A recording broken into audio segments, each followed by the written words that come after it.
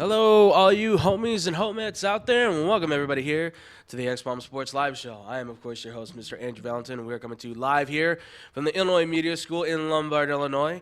Join with me from behind the screen, it is the man himself with the beautiful mustache. Ladies and gentlemen, Mr. Tom McKinney.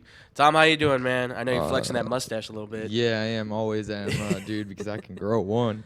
Oh, shut up. I'm trying, man. Look, okay, if I can't grow the mustache on top, I'm going to at least let everything else grow. Hey, you know fair enough, man. Let I'm it grow working with out. what I got. Grow it out what you can. If hair ran in my family more, it goes on the top of the head, right? That's what counts. Hey. Trust me, where it skips a generation in my family, on my dad's side, so my dad's bald, so that means I'm going to have luscious hair till I die. Beautiful, long, flowing hair at the age of 105. Damn straight. All right, man. Well, obviously, ladies and gentlemen, we got a lot to talk about. Obviously, we weren't able to get to college football last week. College football is currently going on right now, so we'll still kind of give you the updates on the top games of the week because, obviously, there's still some top games to go on, but, obviously, we've got a lot of football we're going to be talking about here on the show. Can we just jump into we're skip the big one that's on tonight? Can we just skip to the one that's at halftime right now?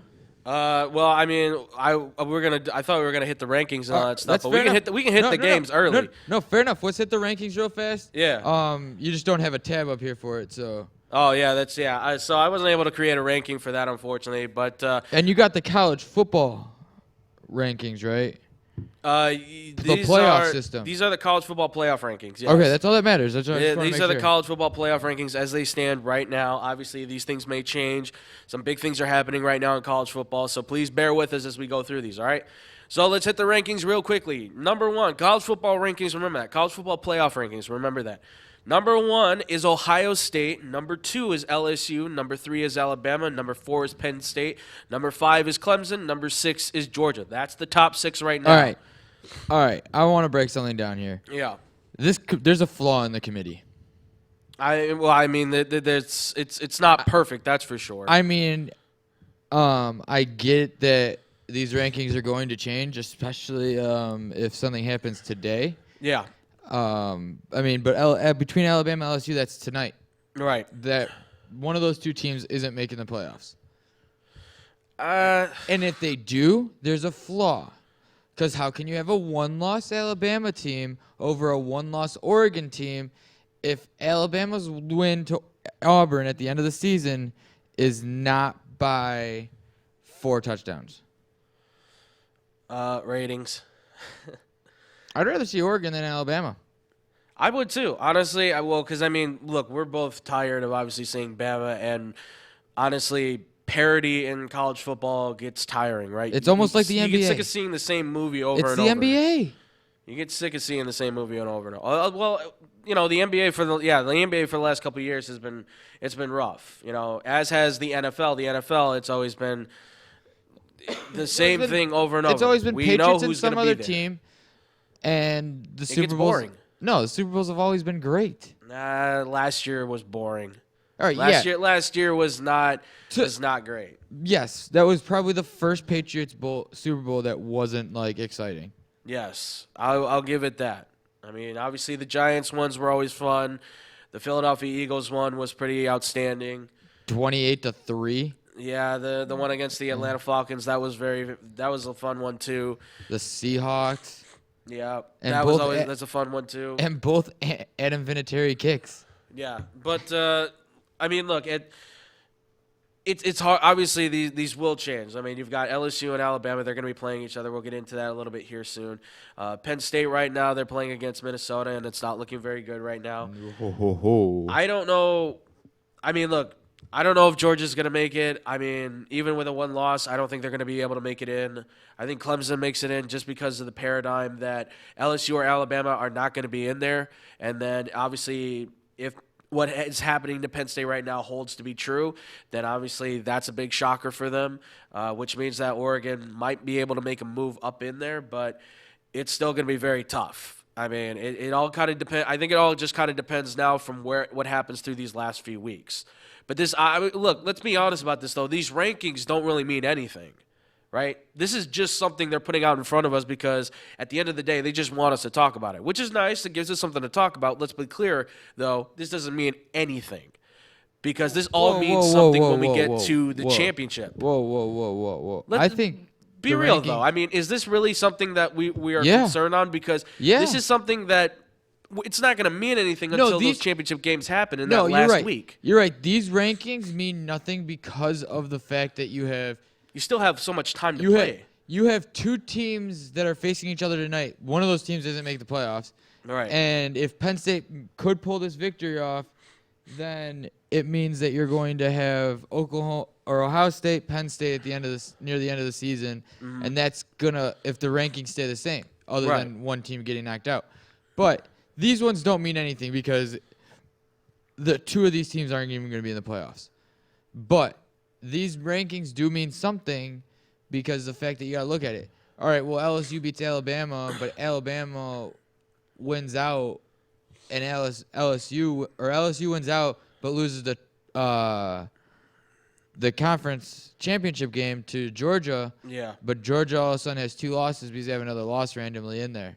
Right. You're not going to put Georgia in. You can't put Georgia in at that point. Mm-hmm. But are you going to put Alabama in?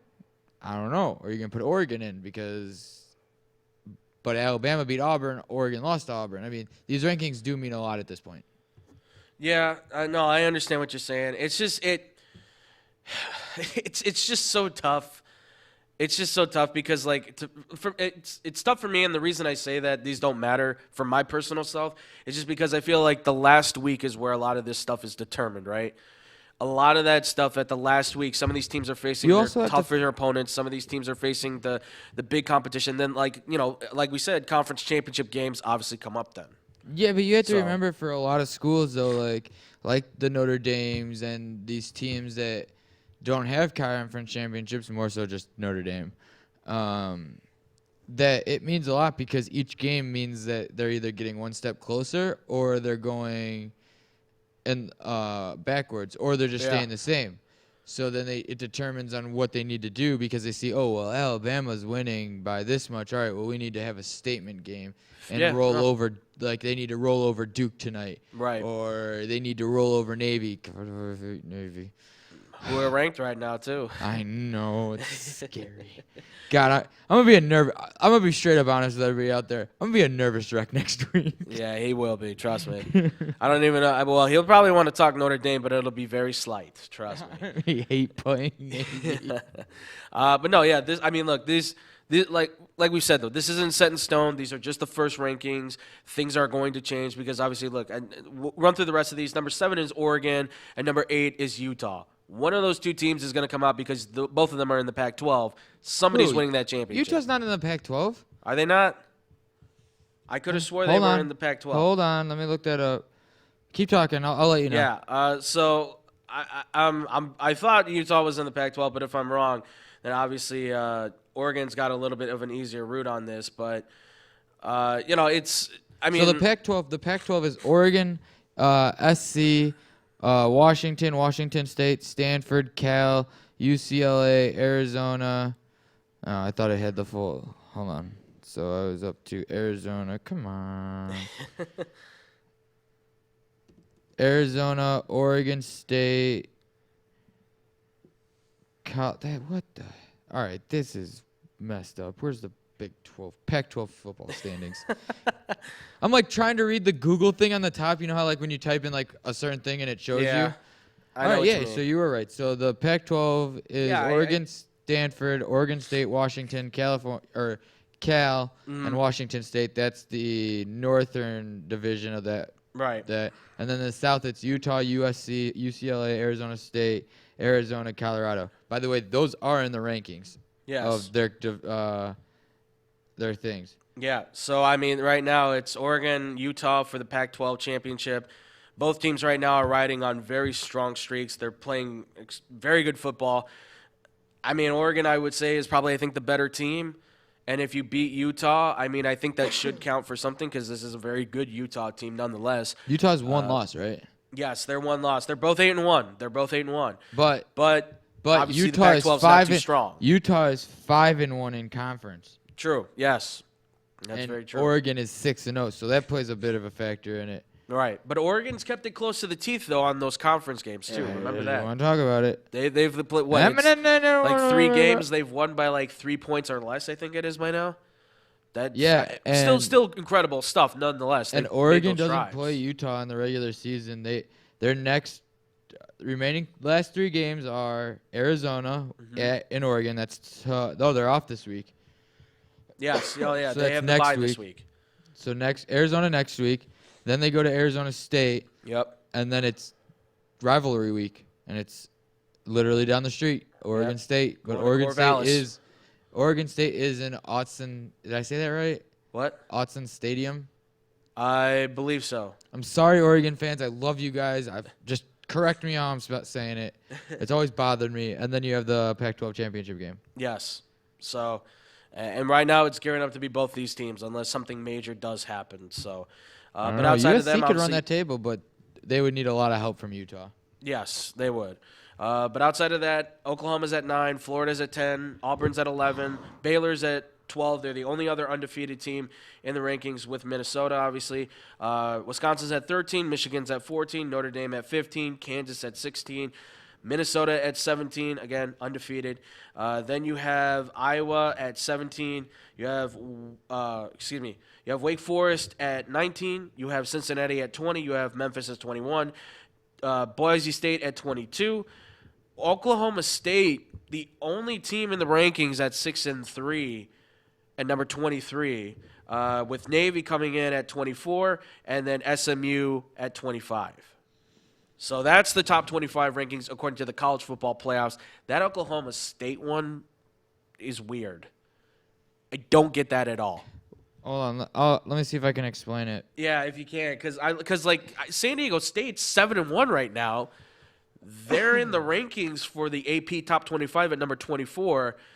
Wouldn't you want to put them in? I mean, come on, they've been doing really well. I know they're not playing top competition. Again, this comes back to my whole. There is a problem in the committee. It's Oklahoma State, right? Yes, Oklahoma State. Right, 6-3. They're number 23 in the college football playoffs.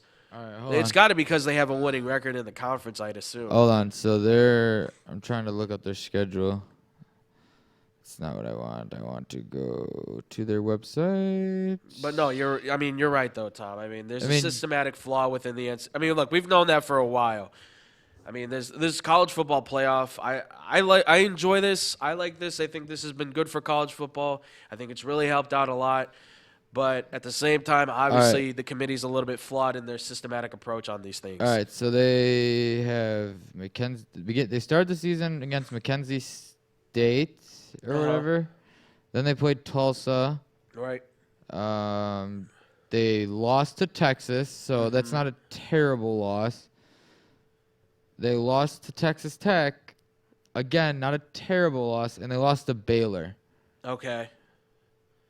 So their 3 losses came to Texas, Texas Tech, and Baylor. They have wins against TCU, Iowa State, Kansas State, Tulsa, and Mackenzie. They play Kansas next week. Okay. So they'll probably be 7-3 by that point. I just don't understand it then. No, I get what you're saying. It's just the fact that maybe other than Texas Tech, and that was only a 10-point loss. Yeah. You lost by 6 to Texas, so you basically lost by a touchdown to Texas. Right. You lost by 2 touchdowns to Texas Tech. Yeah. And you were blown out by Baylor, 45 to 27. You blew out Baylor, or you got blown out by Baylor, and I mean, I guess maybe the Kansas State win. Yeah, I guess so. Because Kansas State beat Oklahoma. Yeah. You beat Kansas State, therefore. So technically, so it's like that whole thing. Oklahoma State beat Kansas State. Kansas State beat Oklahoma. That means Oklahoma State's better than Oklahoma. I'm exactly. sorry. It's that crazy All right, scenario. I'm muting my mic. Keep talking. But yeah, so that's the only thing that kind of wraps my mind on it. But obviously, like we said, the systematic approach on this thing is very flawed. It's something that we definitely need to work out. Certainly, hopefully, a move to maybe 6 teams or 8 team. I would like to see the 8 team playoff system maybe come to fruition very soon. But we know the NCAA is very hard on change, obviously. So, but those are the rankings, obviously, ladies and gents. So obviously, let's get into a few of these like big games we've kind of been seeing really quickly. Obviously, there's a few that are going on right now, so we'll kind of hit those really quickly and kind of give our stake on those if we can. One of the big ones, obviously, we have is number 4 Penn State against number 17 Minnesota, where you've got Minnesota actually leading in that game 24-13, believe it or not. I mean, these are two undefeated teams right now, both on opposite sides of the Big Ten Conference.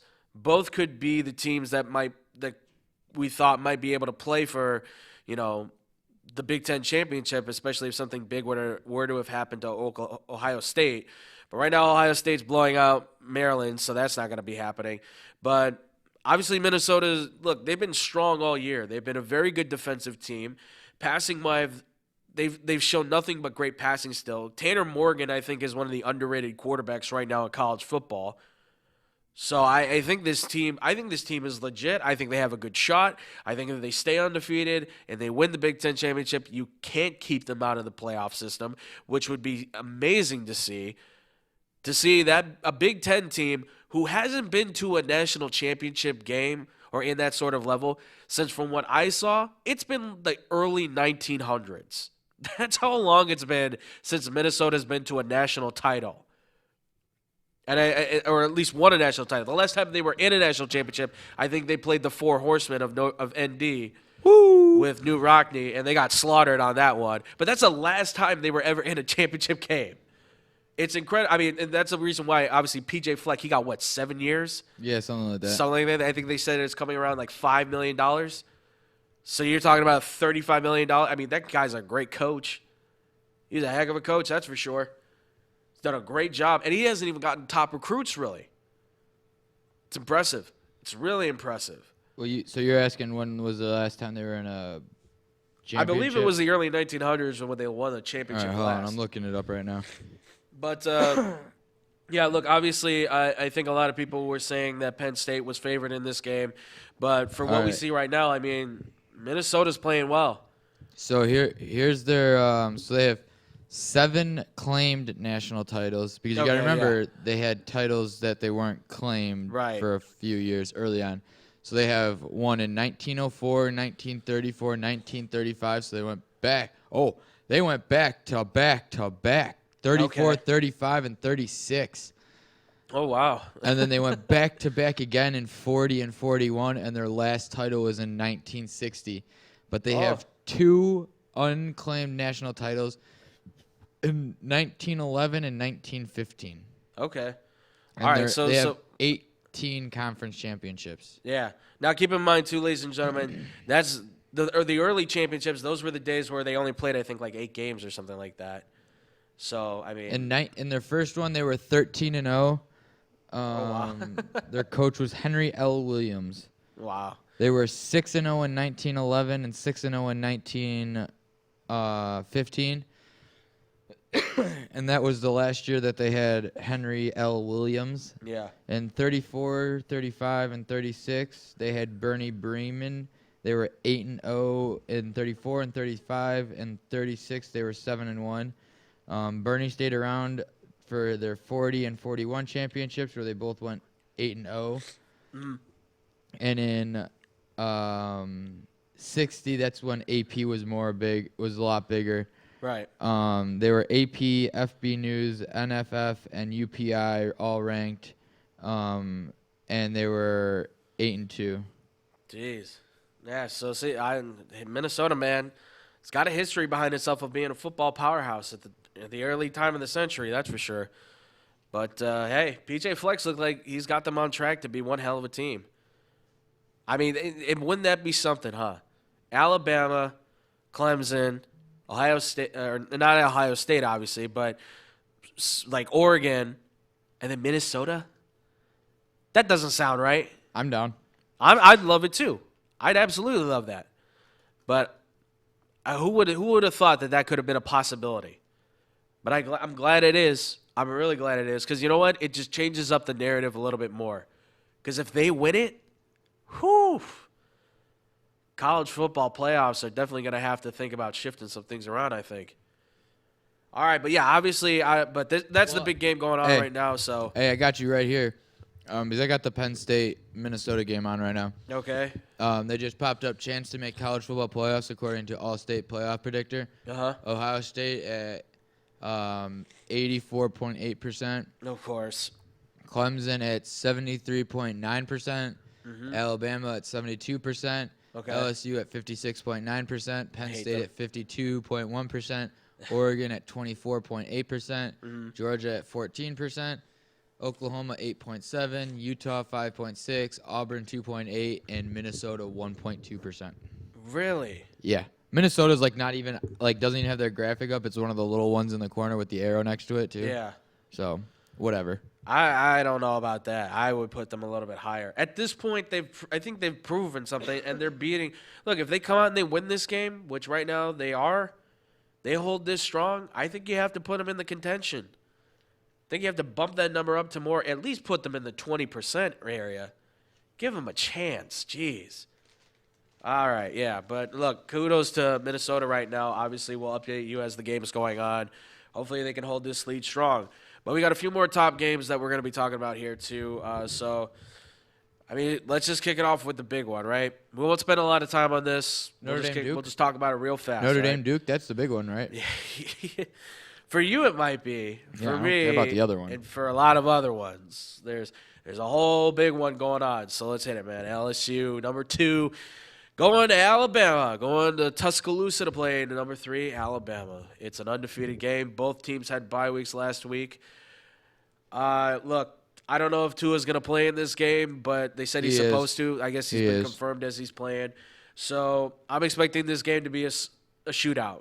The lines right now, it was 6.5. It's now sitting at 6 for Alabama. Alabama's got the 6-point favorite.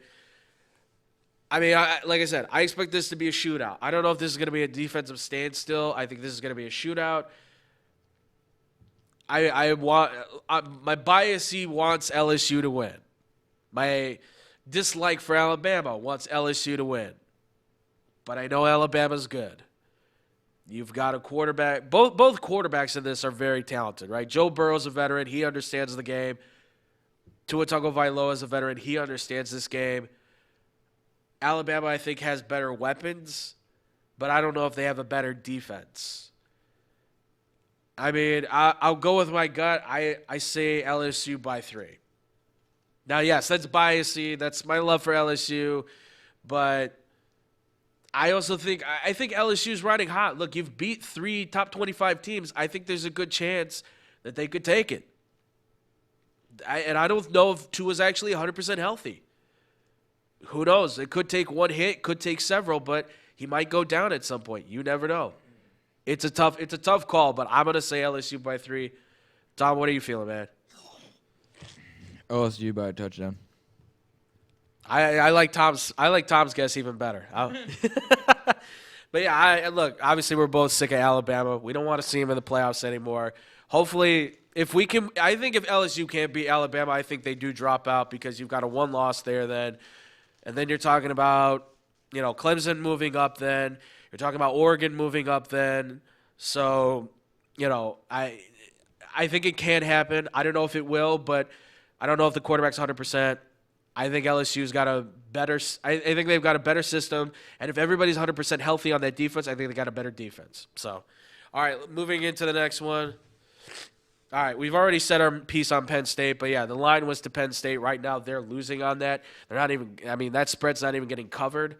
But I was picking Minnesota for this. I don't know how you were feeling on it, Tom. Yeah, I want Minnesota all the way. I want to see the Cinderella team do it. I like underdog stories. Yeah, we all love the underdog story. We all want to see it happen. I want to see Minnesota get in there. I want to see them make it. I think they can.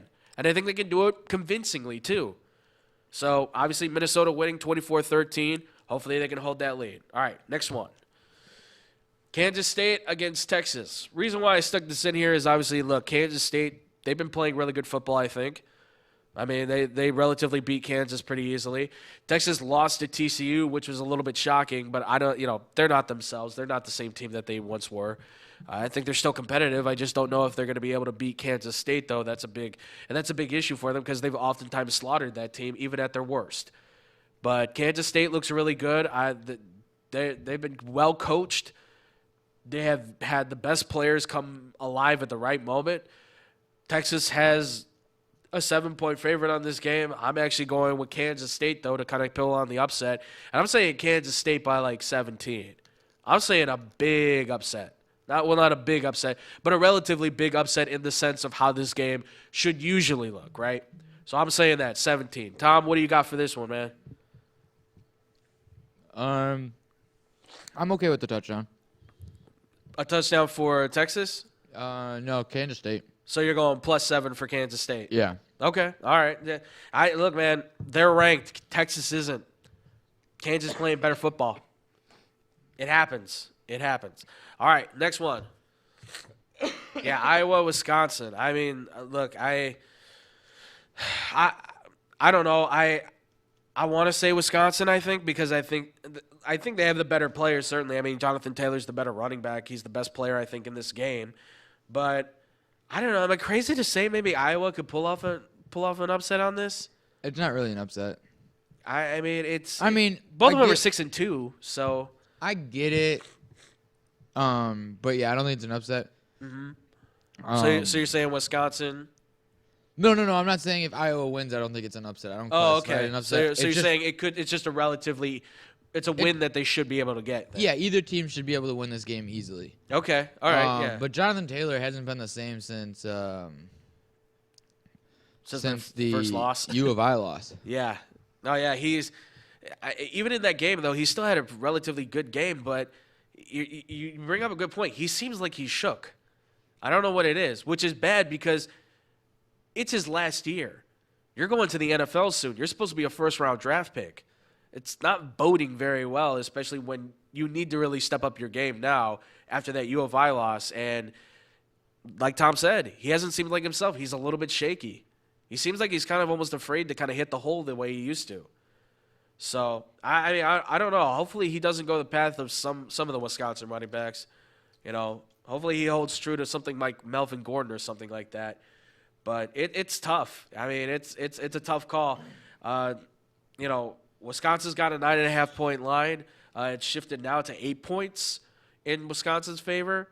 I'm going to go with Iowa. I say Iowa by 6. I give them a +6 on this.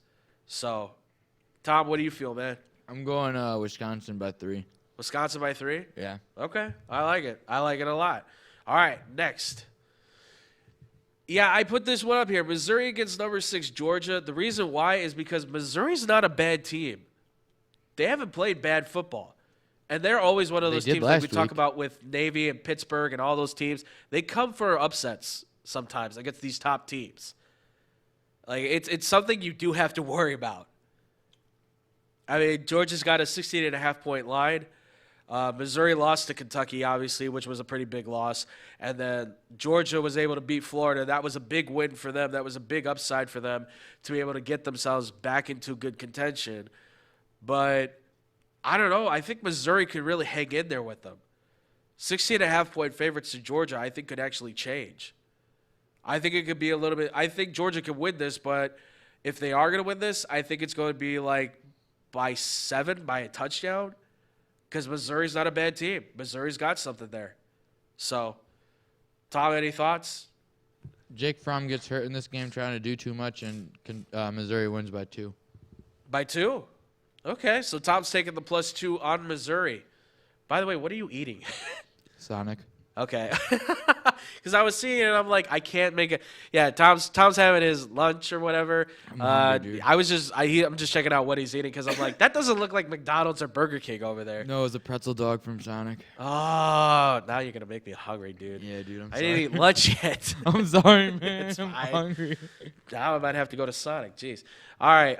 But so Tom's taking the +2 on Missouri. I'm saying -7 for Georgia. All right. Next. Yeah, Tom's game. Notre Dame, number 15, against Duke. I mean, We both hate Duke, so Duke's going to get slaughtered. I mean, look, I don't like Duke in basketball. I don't like Duke in football. I mean, this should be an easy win. I don't know why Notre Dame got 8 points. It's now dropped to 7.5, actually. Because it's in Durham. Yeah, I know, but this should be a big blowout. I'm thinking like 24 points. Like that. I'm thinking 40. This should be the coming out show for. This should be like the 6 touchdown passing game that Ian Book has, or like 6 touchdowns in total, right? Three rushing, 3 passing, or something like that. He's gonna have 5 passing touchdowns, 2 rushing touchdowns, and he's going to. He's gonna catch one. Yeah, he's gonna. Is that what you're gonna say? Yeah, he's he's gonna somehow catch one. He's gonna have receiving, so he's gonna have a total of 8 touchdowns or whatever. Hey, I'll tell you right now, if he does that, Bill Belichick will be like, I think he'd make a good wide receiver then. Wide receiver / quarterback. Honestly, no. This should be the game where I think Notre Dame builds that energy. They come back, they strive forward, and they use this as momentum to go against Navy and all those other teams. Right? I know Tom doesn't want to talk about Navy, but that's the one right now that. And I hate Navy.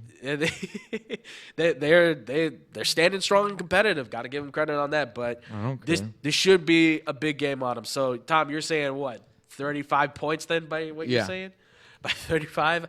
I'm going to say like by 24, 27, something like that. Should be an easy blowout game. And, all right. And finally, the last pièce de résistance on this game. Yeah, there he is. Iowa State 5-3 against Oklahoma 7-1. Reason why I put this up here, because Iowa State's been getting the better of Oklahoma for last couple of years now going. Right? They haven't won every game, but they have been finding a way to stay competitive and give them a scare. And a few times they've actually upset this team. And we've seen Kansas State upset Oklahoma. Who's to say Iowa State can't do it either? They have a good quarterback. They have some good players. They have a systematically really good, smart head coach. It could work in their favor. I know they lost to Oklahoma State, but Oklahoma lost to Kansas State. So both of these teams are coming off of losses, so they're both kind of setting in a new mindset that they're trying to make a comeback, right? Iowa State's not a bad team. Oklahoma's obviously a very good team, right? But as we've stated before, no defense. Iowa State's one of those teams, much like Kansas State. 24-19. It's 24-19 Minnesota. 24-19? Oh, jeez. Yep. Come on, Minnesota. We need more. I need to get another touchdown. But yeah, this is one of the few teams that you find right now that has not a loaded defense, but a decent one. So Oklahoma has a 14.5-point favorite. I think Iowa State could upset them. I'm going to say Iowa State by 3. I'm going to give them a +3. So, Tom, what are your thoughts, man? Iowa State 14.5. You're giving them 14.5 on the plus? Yeah. Whew, man. So Tom thinks they're going to get blown out. If that does happen, I don't know if Oklahoma stays – well, they'll stay in the rankings, but I think they certainly drop to the 20s by that point. But that would be almost deemed on the side of no longer ranked. Jeez.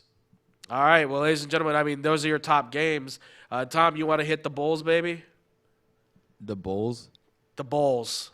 Bowl games. I don't even. I can't. Oh, do you not have those? All right, that's fine. I can't even find them. Yeah. All right, yeah. So I we'll was like, save those Bulls, for obviously what the next hell week. are you talking about? Yeah, I know. I sorry everybody. I know my nose is stuffy and stuff.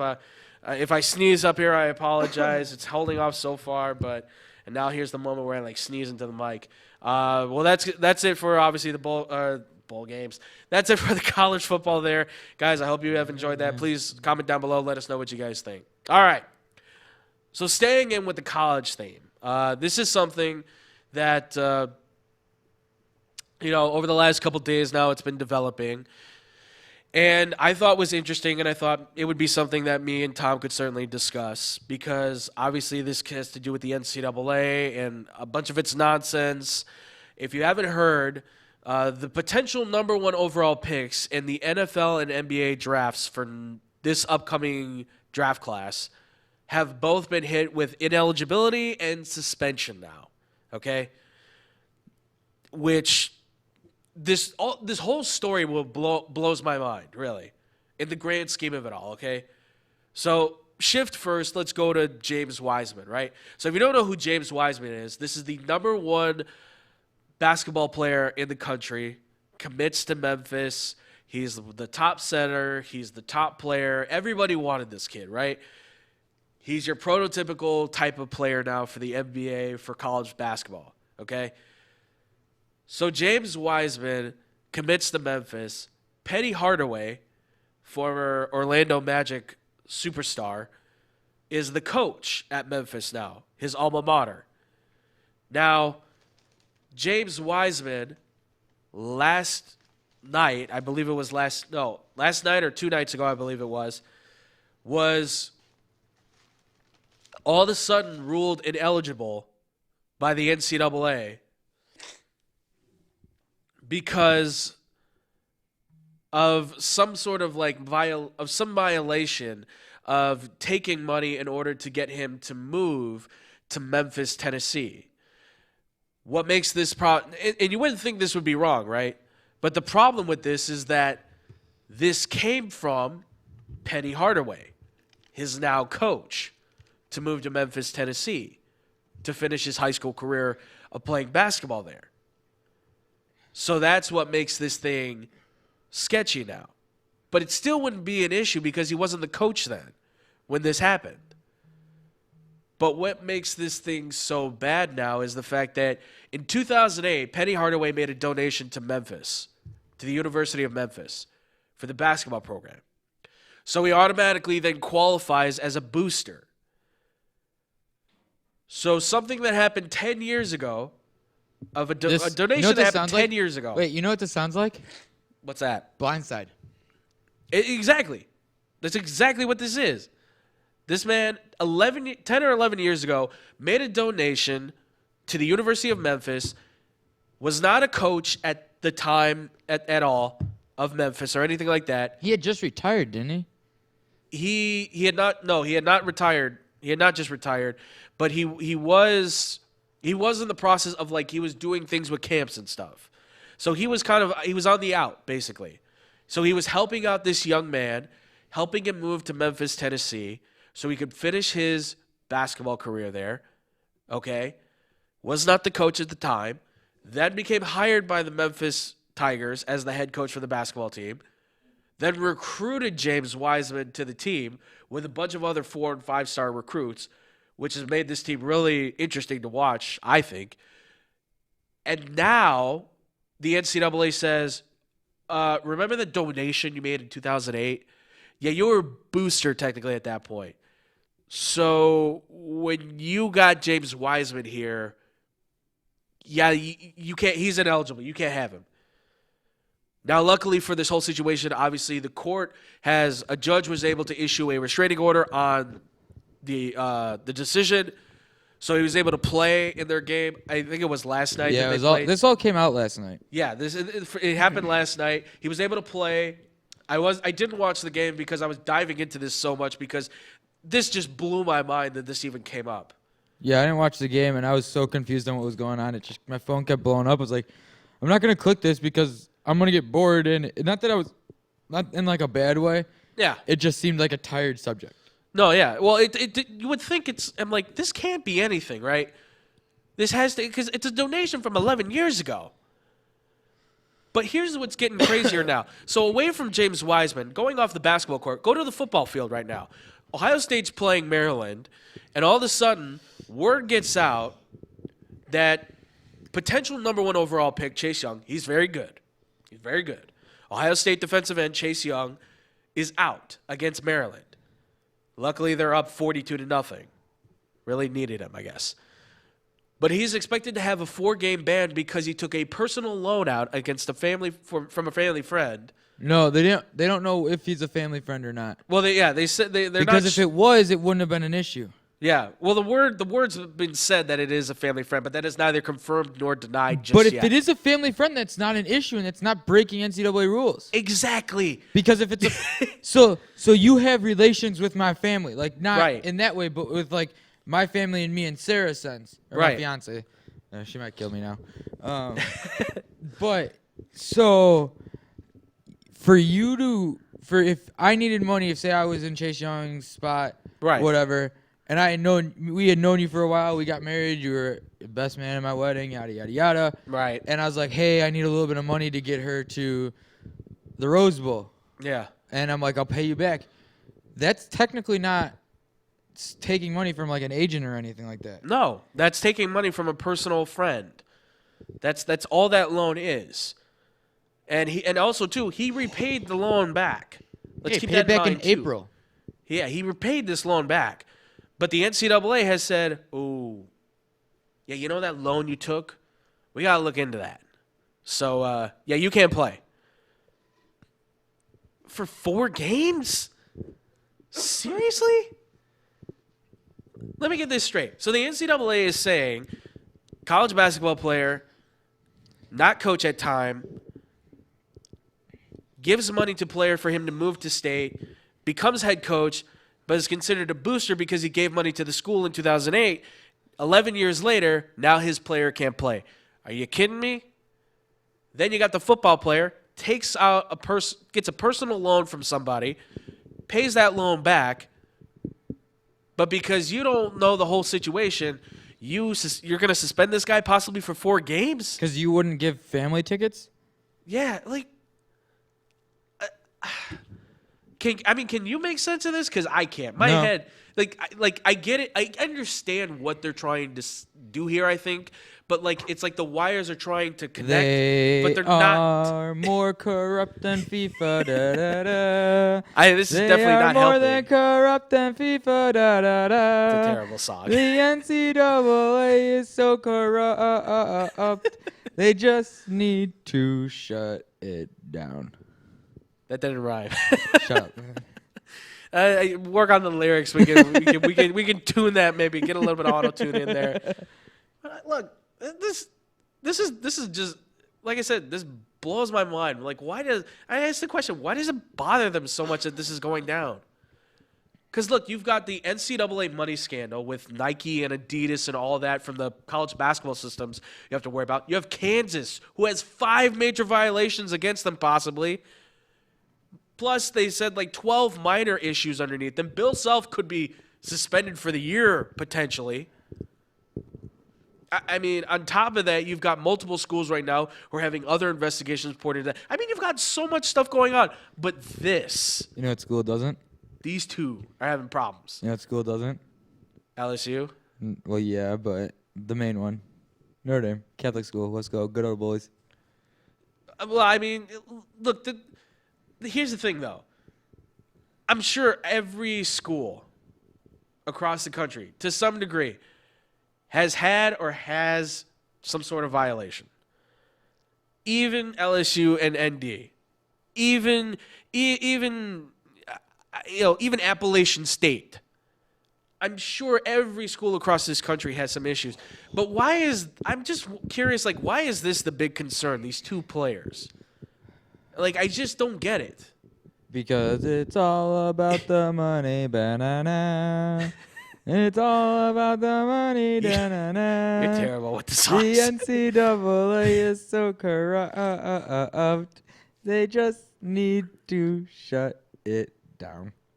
Still got to work on that first. I'm trying. I know. But no, look, for what Tom sings is what Tom sings in a very poor fashion. He's not wrong though. I mean, look, they are so.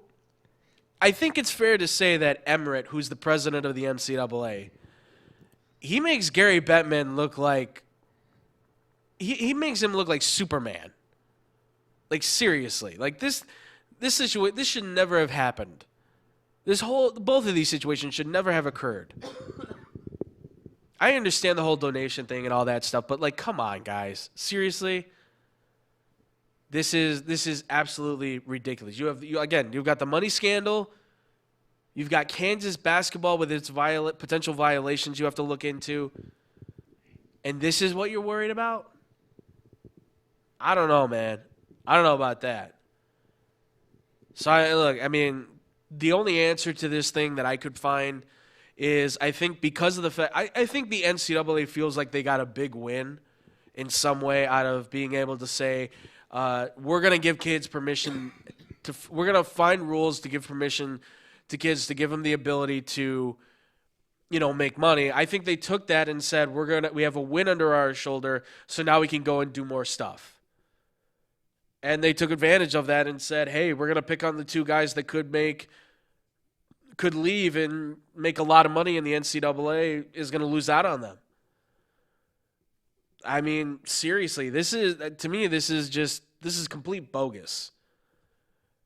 Why these two players? What does it matter? Seriously. I mean, there was nothing that happened with Zion Williamson, right? And Cam Reddish. Jameis Winston. And Jameis Winston. And, I mean, you could go through the list of all the superstar players that have come through football and basketball and even baseball, right? I mean, probably even hockey, too. Whoa. You never know, man. Whoa. You never know. Whoa. never Relax know. there. Hockey is a classy sport. You never know, man. Hockey On the college level, you never know. Hockey is a classic sport. The NCAA covers all. They see all. They're like Sauron, man, from Lord of the Rings. Yeah, but They're you the don't ever evil hear flaming eye. anything. They're the evil flaming eye that sees over everything. Yeah, whatever. I hate the NCAA. I do too. I'd rather work for FIFA. Seriously. Look, the only thing about this is, like I said, I think because they got the win for the Pay for Play Act, I think that just sent them to this idea that now we can kind of just nonchalantly do whatever they want. That's not how this works. You've now I think they've barricaded the trust from college football, from college basketball, from college athletes in general now. You're not making things any easier on yourself. You're making it a lot more easy for people to support the legislation now and get rid of you. Because if that's the legislation goes through, guess what? NCAA goes bye-bye. Ooh, More than likely. I like it. More than likely, if that legislation goes through, NCAA is going to lose out on big marketing and big money opportunities because they're not going to be able to put restrictions on who they can go for in agencies and all that kind of stuff, and they're going to go away. And if that does happen, great. All you need then is just a little bit of a rule committee to put together, and I think you should be fine. This shouldn't have been a problem. But NCAA, look at me. You looking at me? Everett, you hearing me? You made it one. You didn't have to make it a problem, but you did. Now you might have lost the trust of a lot of kids out there, if they even had any for you. So, that's all I'm saying, man. You could have saved yourself a lot of time and energy on this, but you just had to go for those two. But here's hoping that maybe their situations will be solved, or maybe they'll be able to come out of this clean. I definitely think they're going to be the number one overall picks in their draft, so they're still going to make a lot of money. So this won't mean really much of anything. It's just for the future, guys. Be cautious with how you do things. Because apparently even a family friend or a coach that's not even a coach at the time, who knows how that can affect you. All right. You guys can comment down below. Let us know what you guys think about that whole situation. We really love to hear from you guys and really appreciate that stuff. All right. So moving away from, obviously, college football, college basketball, all that good stuff, we're jumping this one right into the NFL. That's right. It's NFL Week 10. It's Sunday and Monday in preview. As we usually do, we take the preview of the games of the week. Obviously, we usually talk about one before we do the others, but considering certain emotions and things like that, we're just going to add it to the week for now until things Smart really man, start so you changing actually listen to mine. It's just, look, man, like you said, and I thought about it, I'm like, you know what, he's got a good point. Like, at this point, honestly, until they start doing some things of significant change and difference, and I almost hit the table there because I was getting the mad thing It's going. okay, dude, hit the table. No, because I was going to distort the mic then. That's fine. But, it's just going to go back into the week. So let's start it off, and obviously we'll start it with this. We won't spend a ton of time on it. We'll just talk it like the normal teams. Quick So, update. what's Quick up? update. Hold on, give me 2 seconds. Kick the field goal already. Jesus.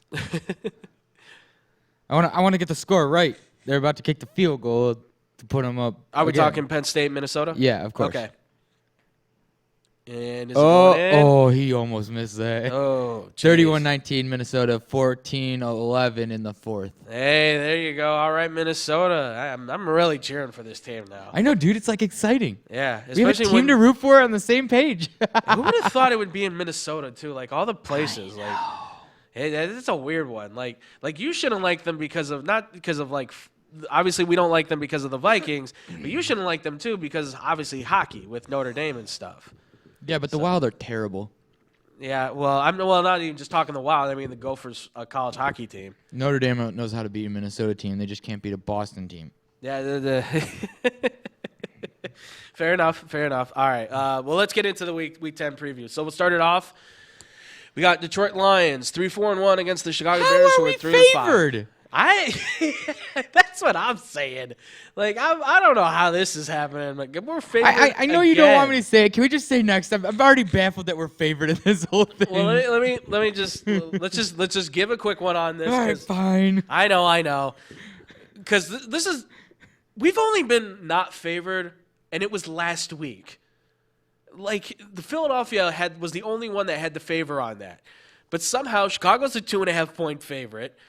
You know what? I'm just gonna give them the 2.5 points. I'm fine with it. Bears by 2.5. Okay, Tom says Bears by 2.5.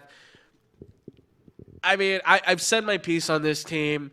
I don't know what the offense is going to come out as. I think the defense is going to put up I think this is going to be a defensive fight. I'll say that. I think there's going to be a defensive fight.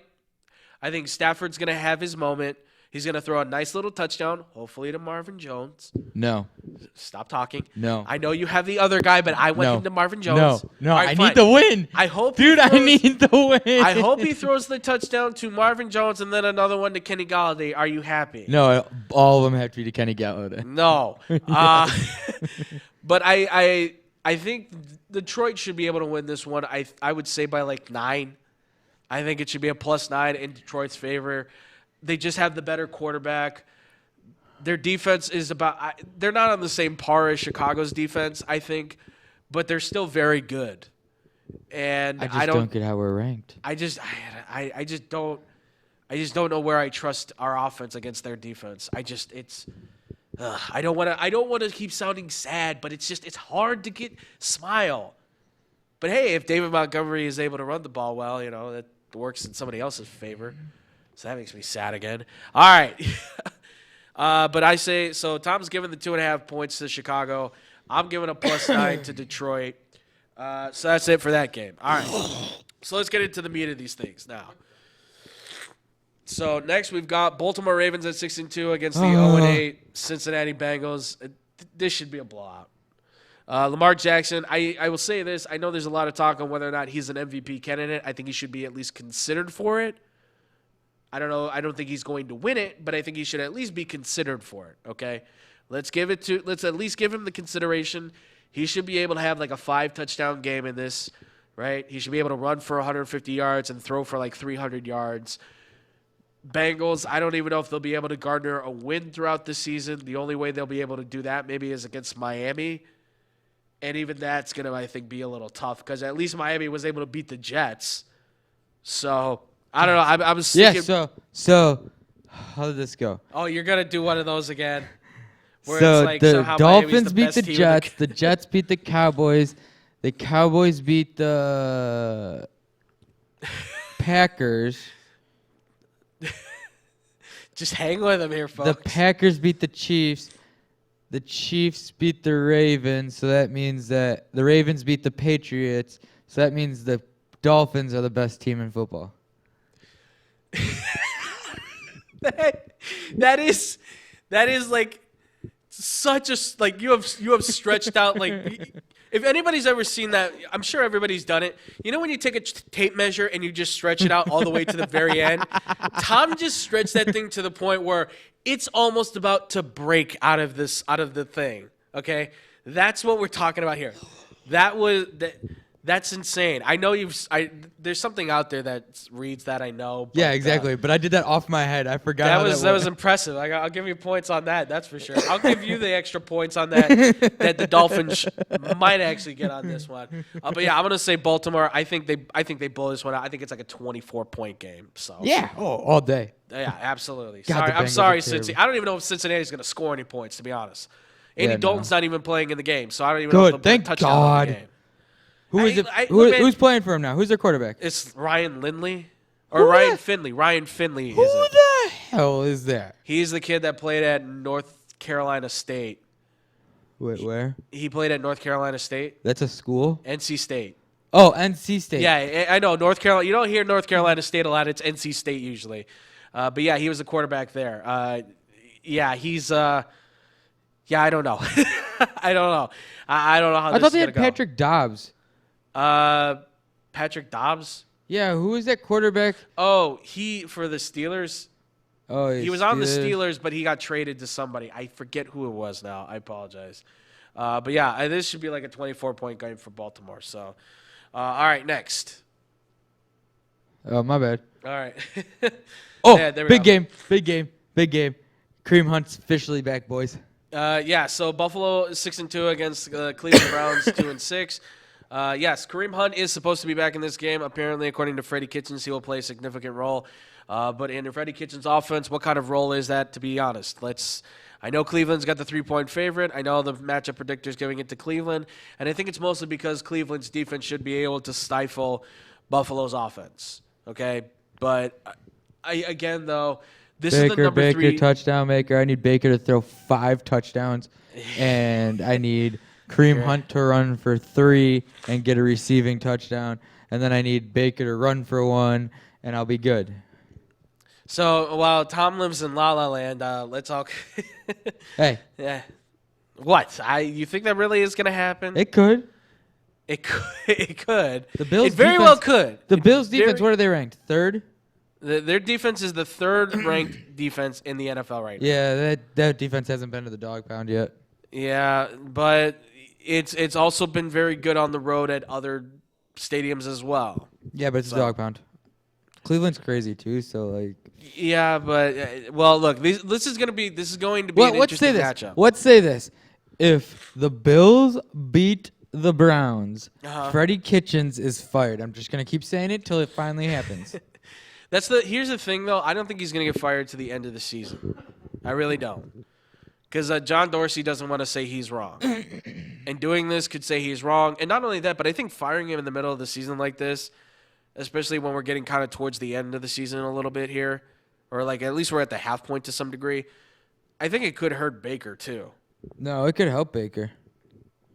I mean, Bring honestly, in Jeff Fisher. I'm totally down for the fish, man. I'm not. The greatest coach to ever go 500 in the history of the NFL? No, thank you. I would not want that. Yeah, he would probably just bench Baker anyways and put in some veteran quarterback because he thinks that's the way it should be. But, yeah, I don't know. I think the Bills can probably take this one out. I'm going Cleveland by 4. Okay, Thompson. Okay, I like that. Cleveland by 4. I'm gonna say Bills. I'm gonna say Bills by a touchdown. And I'm thinking Baker's throwing 2 touchdowns, running 1. Kareem Hunt's gonna have a touchdown and 70 yards. And I think Nick Chubb's gonna have 3 touchdowns and 150 yards. That works in my favor. I like that. Okay. So then Wait, you have Nick Chubb? Yes, I have Nick Chubb. God, so do I in my other league. Yeah, see, he already said it, so now it's going to come to fruition. So if that does happen, congratulations to Cleveland. You win, and they give me big fantasy points. And they give me big fantasy points. Yeah, By the way, I played Jake in both my leagues last week. Did you? I beat him in our league, and I lost in the other league. God. You just can't catch a break. It's okay, dude. I'm trying to lose in the other one. I It's not even that hard. Like, no one's accusing me of tanking because there is no tanking. My Yes. team is literally terrible. This is out of the last 4 weeks, I've scored under 100 3 of the 4 weeks. Oh my God, dude! Jeez. All right, but yeah. So Tom's saying -4 for the Browns. I'm gonna say +6 for the Bills. All right, next. All right, next we've got Kansas City Chiefs at Tennessee Titans. Chiefs right now have a 6-point favorite. Tennessee. I'm just gonna throw my pick out there. Tennessee by What's up? 2. Tennessee by 2. Tennessee by 2. Yeah. I think Patrick Mahomes gets hurt again. I want to stick with the Chiefs. Andy Reid's a really good coach. I trust him to be able to carve up a defense. He's done it in the past. I think he can do it here against Tennessee. I don't know what Tennessee's quarterback situation. I know Ryan Tannehill's been decent, but he's also had below average games as well. So I don't know which Ryan Tannehill's going to show up. If it's the good one, they might be competitive. If not, I think Kansas City should be able to work it and actually boost up their defense a little bit on the plus side. So, but they're getting Mahomes back. They're getting Chris Jones back. So I'm saying the Chiefs. I'm saying by 4. I'm 2 touchdowns, 14. There we go. All right. Next, we've got the Atlanta Falcons. Oh, and the Saints. Oh, and the Saints go marching in. Na, na, na, na, na, na, na, na, Do you not know the lyrics? Oh, when the Saints go marching in. All right, yeah. So Atlanta Who Falcons dat? 1-7 I don't know the rest against the New of the Orleans Saints. Against the New Orleans Saints 7-1. Can we just can we just skip this one? We already know who's gonna win. Look, Drew Brees is back. I thought he was gonna have a bad first week coming back from the injury. Clearly, Sean Payton's the greatest coach in the NFC right now. Might be number 2, number 3 top coach in the NFL right now. 13.5-point favorites. I mean, this thing should be like a 30-point blowout, to be honest. That's how good the Saints are. I think right now they're the only team that, in my eyes, I would say, that are legit contenders to win the Super Bowl this year. So I'm still predicting a Brady and Brees Super Bowl. That's my thought. That's what I went wanting. That's what we all want. And why literally not, what we've wanted since day one. When they're both going towards the end of their careers, why not? Let's see if these guys can finish it off with a bang. Seriously. Give us. I've never asked the NFL to fix anything, but hey, fix Maryland scored a touchdown against Ohio State. Good for them. Oh, there you go. Good for you, Minnesota or Maryland. Maryland's got a chance. Yeah. 5 Jacoby years, Brissett's out versus the Dolphins. I know we haven't gotten there yet, but that's breaking. Okay, all right. So then Brian Hoyer's getting the start there. Then, yeesh. Well, he played well last week, so it should be fun. All right, so we both got the Saints by 20,000 points. You can say 20,000. I'll say at least 30. I mean, so right, yeah. fair enough. So 20,000. Yes. Yeah, sure. All right, yeah. So next. Oh, when the Giants and the Jets get together, it is a terrible game to watch. It puts any fan to sleep. Why don't they have their own stadiums?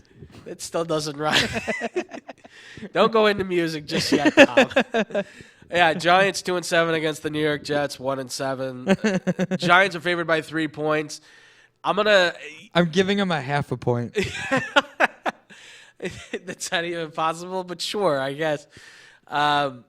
It's funny because they're favored by 3 points, but the matchup predictor says the Jets should win this game just by the talent they have alone. I'm going to say Giants win this by like 9. I think it's a field goal kicking game. I think Daniel Jones will have a few touchdowns. I think Leonard Williams will have a few sacks on Sam Darnold. Although I think Sam Darnold might outplay Daniel Jones, to be honest. But it could be a good game. But my gut always still says no, it won't. But I got the Giants. I'll say by 9. So I'm going a half a point for the Giants. So Tom thinks it's just going to be 1.5 to nothing, apparently. Yeah. So the lowest scoring game in NFL history, I guess. Yeah, I'm down. All right, next. So Arizona Cardinals at Tampa Bay Buccaneers. This might be a good game. I'm going Cardinals 4.5. Yeah, you know what? That's how I'm leaning too. I'm actually me and Tom are connected on this game, I think, because I was also feeling the Cardinals at this. I just think this is gonna be a good game. I do too. I mean, look, this is Bruce Arians' former team, right? Yeah. It's Cliff Kingsbury who's replaced him. Kyler Murray actually looks like a legit quarterback, I gotta say. Completing 64% of his passes, has 9 touchdowns, only 4 interceptions. He's not bad. This offense isn't really that bad as we thought it was gonna be. No, not at all. These are two bad teams. Don't get me wrong, yeah. But I do think that Cliff Kingsbury could get the better of Bruce Arians, and it's just because Kyler Murray or Jameis Winston I'm putting Kyler in. I'm taking Kyler Murray by a long I think I'm shot. starting Kyler this week. Yeah, that's true. You have Kyler Murray, but this should be. I don't know if it's going to be a high scoring game. He's projected 20 fantasy points. Okay, yeah. So I mean, maybe what 20, 24, 20, maybe something like that. It should be a good game. Drew Brees is projected 21. I know. That's why I have him starting. No, I know. I'm just saying, like, he's projected only, like, a little bit more. But it's okay. Christian McCaffrey's projected 24. I mean, Todd Gurley's projected 13. Derrick Henry's projected 15. All right, why don't you stop bragging? Jarvis Landry's projected 12. Oh, I need Jarvis Landry a big game, too. Yeah, he's going to score all the receiving touchdowns. You better hope so. Although he has been since Odell Beckham Jr. can't do anything. But yeah, this is a good game. I'm gonna give it, but I think we're on the same shot here. Yeah, go look at my bench. Go look at my bench right now. I don't want to. I know. It's literally Trubisky and Tariq Cohen are my only two players playing on my bench. Everybody is Gardner Minshew. Hey, that was me last week. So Gardner Minshew, bye. Duke also not Johnson, starting either. Duke Johnson, bye. Yeah. James Conner, out. Philip Lindsay, bye. Patrick Dorsett, bye. Julian Edelman, bye. Carter Sutton, no, that doesn't. Or Cortland Sutton, yeah. Bye. Zach Ertz, bye. Will Fuller, if he wasn't out, bye. And then the only other person I could possibly have who's on the IR is Cam Newton. Yeah. Who may not ever start again.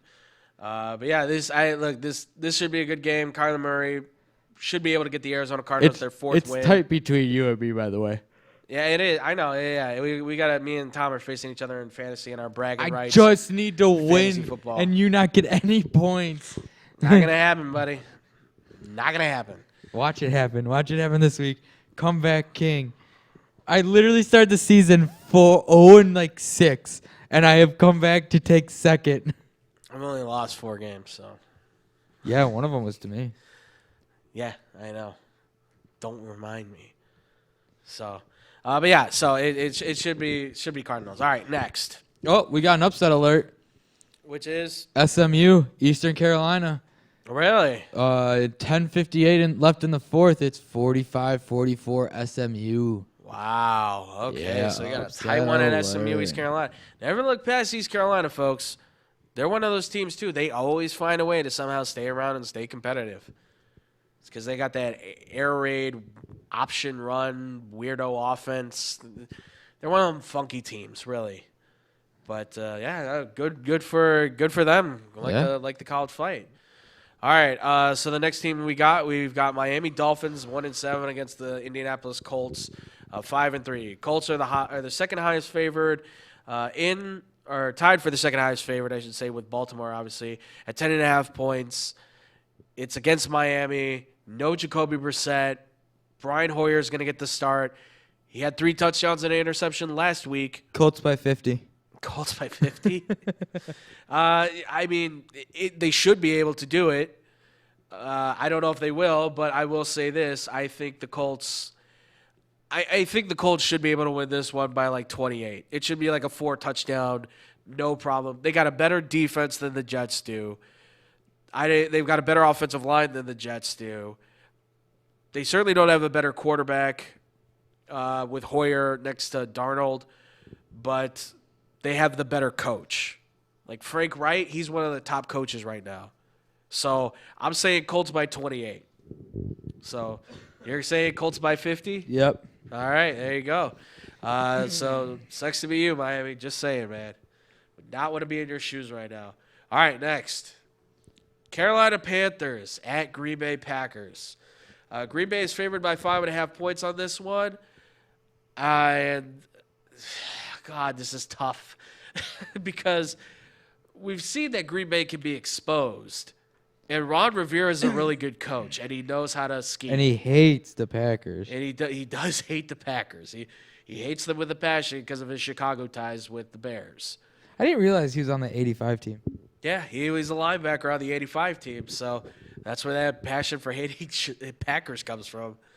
But I honestly, I think it's going to be Green Bay, but I'm going to say by 3. I'm going to say by 3.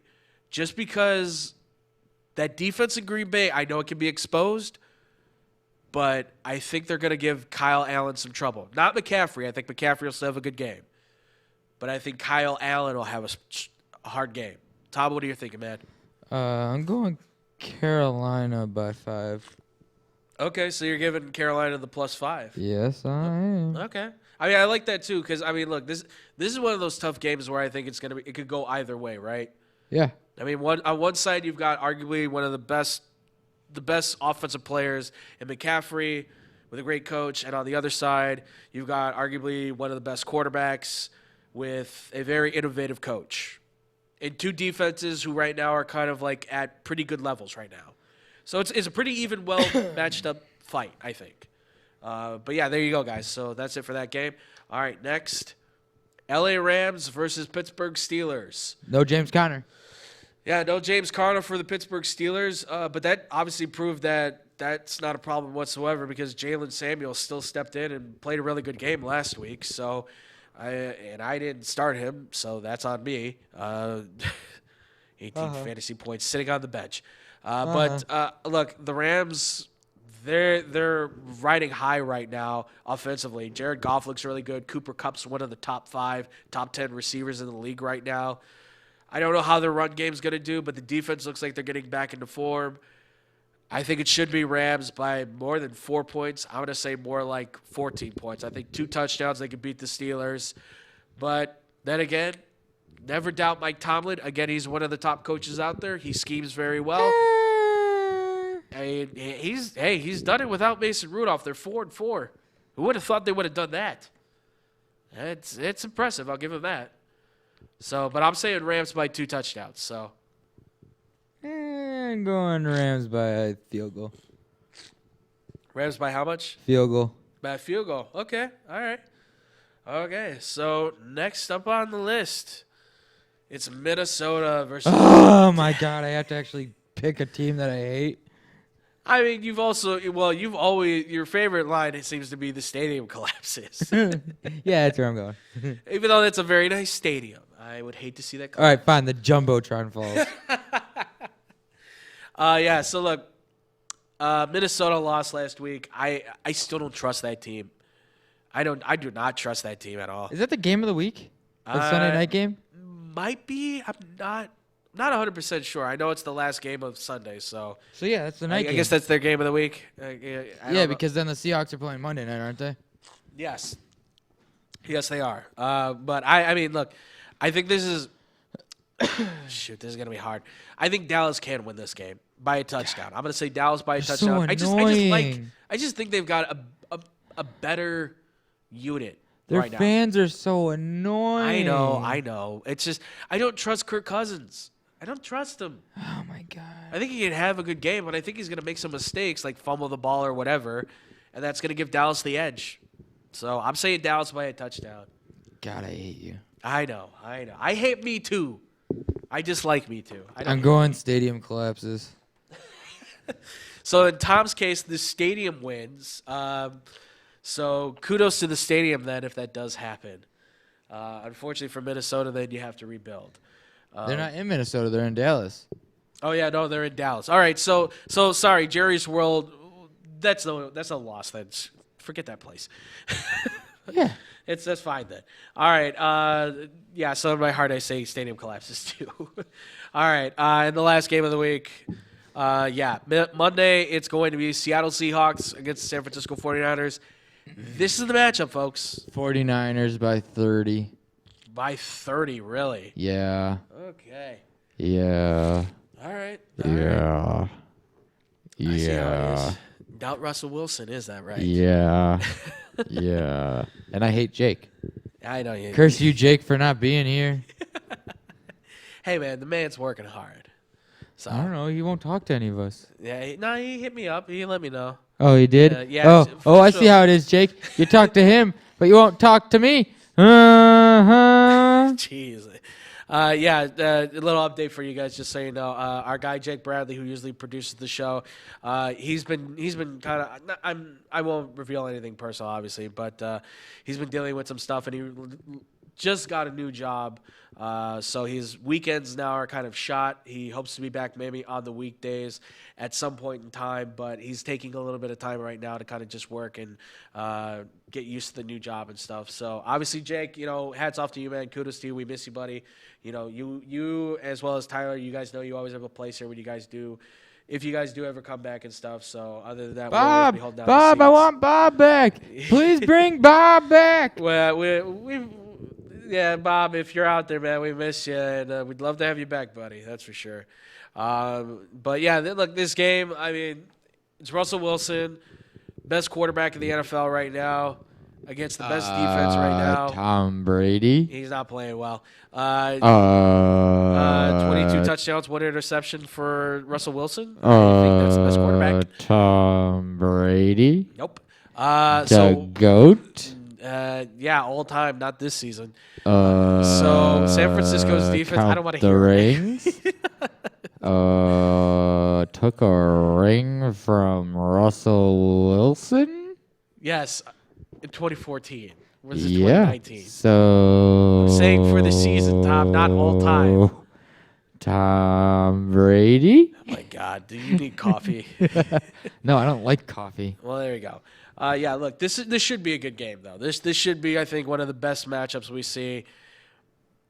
I mean, look, San Francisco's quarterback is good. Wilson's better. Offensively, San Francisco. Jesus. The defense for San Francisco is certainly better. 49ers. I will say I still think the Seahawks can pull this one out. I know San Francisco favored by 6.5, but I'm going to go with the Seattle Seahawks. I'm going to say Seattle by 3. I think it'll be a tight game, but I think Seattle can take this one. Yeah, I know. Boo me. Blah, blah, blah. All right, so, Tom, what do you say again? San Francisco by 10. By 10? Yeah. Okay. Look, this is another one that it could go either way, right? Still won't watch the game because, I got other priorities that day. It's fiance's birthday. Yes, yes. By the way, early happy birthday to you, Sarah. I don't know if she's going to watch the show or not. No, she doesn't. Okay. She doesn't like me that much. Wonderful. Cool. Yeah, happy birthday to you, Sarah. Give this man some coffee so, Jesus, he can stop talking slow on the mic. No, mountain. Now you sound like your batteries are dying. All right, well, guys, you can obviously let us know down below. Now you just sound like your stomach's grumbling. But comment down below. Let us know what you guys think about that whole situation. Who do you think is going to win those games? And down below, questions, comments, all that good stuff. All right. Now, pièce de résistance to today's show. Something I've been thinking about for a little while now has supposedly. What's up? Supposedly. No, I've been thinking about this for a while. Like I've been doing a little bit of research on this over the last couple of weeks. That's a Texas Taz 10-4. But I just finished season 7. I'm done with Letterkenny for now. I'm sort of upset the way it ended.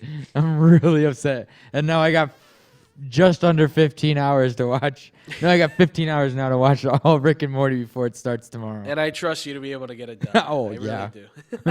There's going to be a lot of things happening tonight. Yeah. But not even going to comment on that. But look, this is something that I've been it's been kind of pondering in my mind a little bit, and that's we talk about these coaches and all this kind of stuff, what's in an NFL head coach, what does it take, all that kind of good stuff. And I decided that maybe there's a way that you can rank them. And there's actually some websites out there that do rank NFL head coaches on how they do. So I talked with a few people that I know and kind of got their perspective on it. And I came up with a list. Now, this is just my personal list.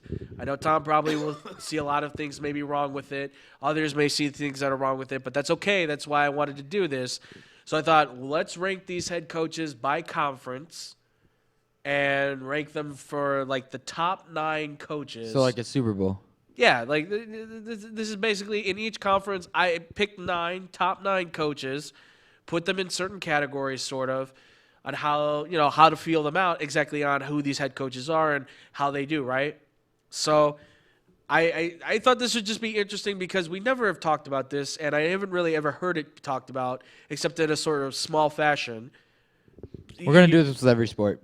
Yeah, why not? I mean, seriously, it's like every sport has the great coaches and then like the good coaches and then like the up and coming coaches and then like obviously the downside bottom feeders, right? So for all the 4 major sports, we're gonna hit you guys with these rankings. It just may take some time because obviously we got to gather the material. And we also have to kind of learn about the coaches a little bit too. Yeah. But even keep this in mind. This is just my thought, my opinion.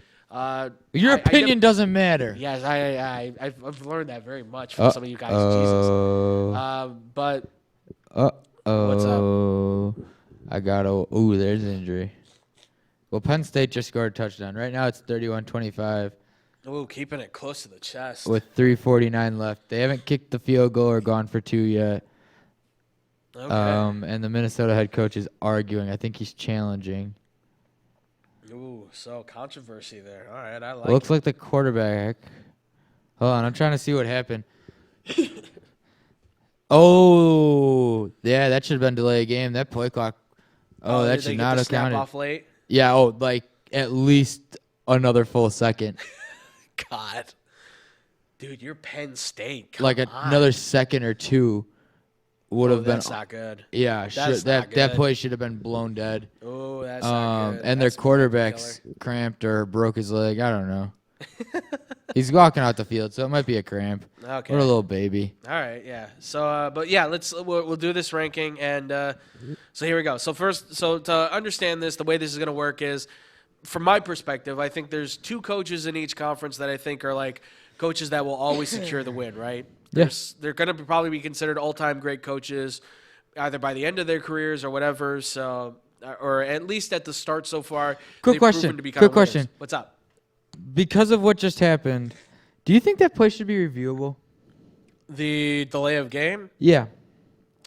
I Now it's 31-26. I would say so. I would say so. Ooh, close game. Baylor, TCU, 30 seconds left, 9-9. Really? Yeah. Wow. Baylor. Yeah. Taking it down to the wire. Jeez. Oh, man. So there could be major changes happening here very, very, very soon. Yeah. Jesus. All right, yeah. So it's I believe 2 coaches really that rank in both conferences, followed by the coaches that are good or maybe great that could potentially be in the top, but they need a little help from the impact players, and then sort of like the up-and-comers, and including a few guys that are actually like coming back up. Let's say that, okay? So let's start this one off. We're starting the AFC. So the 2 top coaches in the AFC are Bill Belichick and Andy Reid, right? I mean, these are 2 coaches who I know. I said that. I mean, I get Belichick. Like, there's no argument, Right. but Yeah. there's no argument about Belichick. No, yeah, that's I don't know about Andy Reid. I always think of Sean Payton, but I know he's not in the AFC. I always forget that. yeah. No, yeah. Well, here's my explanation for it, right? Like, obviously, look, Bill Belichick. There's no even explanation before for that guy. even before New England, he was great with Cleveland. He made them a playoff contender. Yeah, it's which only Cleveland unfortunate didn't that give they him just up. moved. Yeah. It's just unfortunate that they moved from Baltimore, and he didn't want to go to Baltimore. You know, and they didn't want him really in Baltimore, so he left off and did his own thing. And then obviously in New England, I mean, 6 Super Bowls, yes. He's won them all with Tom Brady. I understand that, but he has won games without Brady before. Let's not forget, he made Matt Castle look like a $60 million quarterback. He made Jimmy Garoppolo and Jacoby Brissett. Yeah. He gave Indianapolis and San Francisco 2 quarterbacks that are right now winning for their franchises. It's something.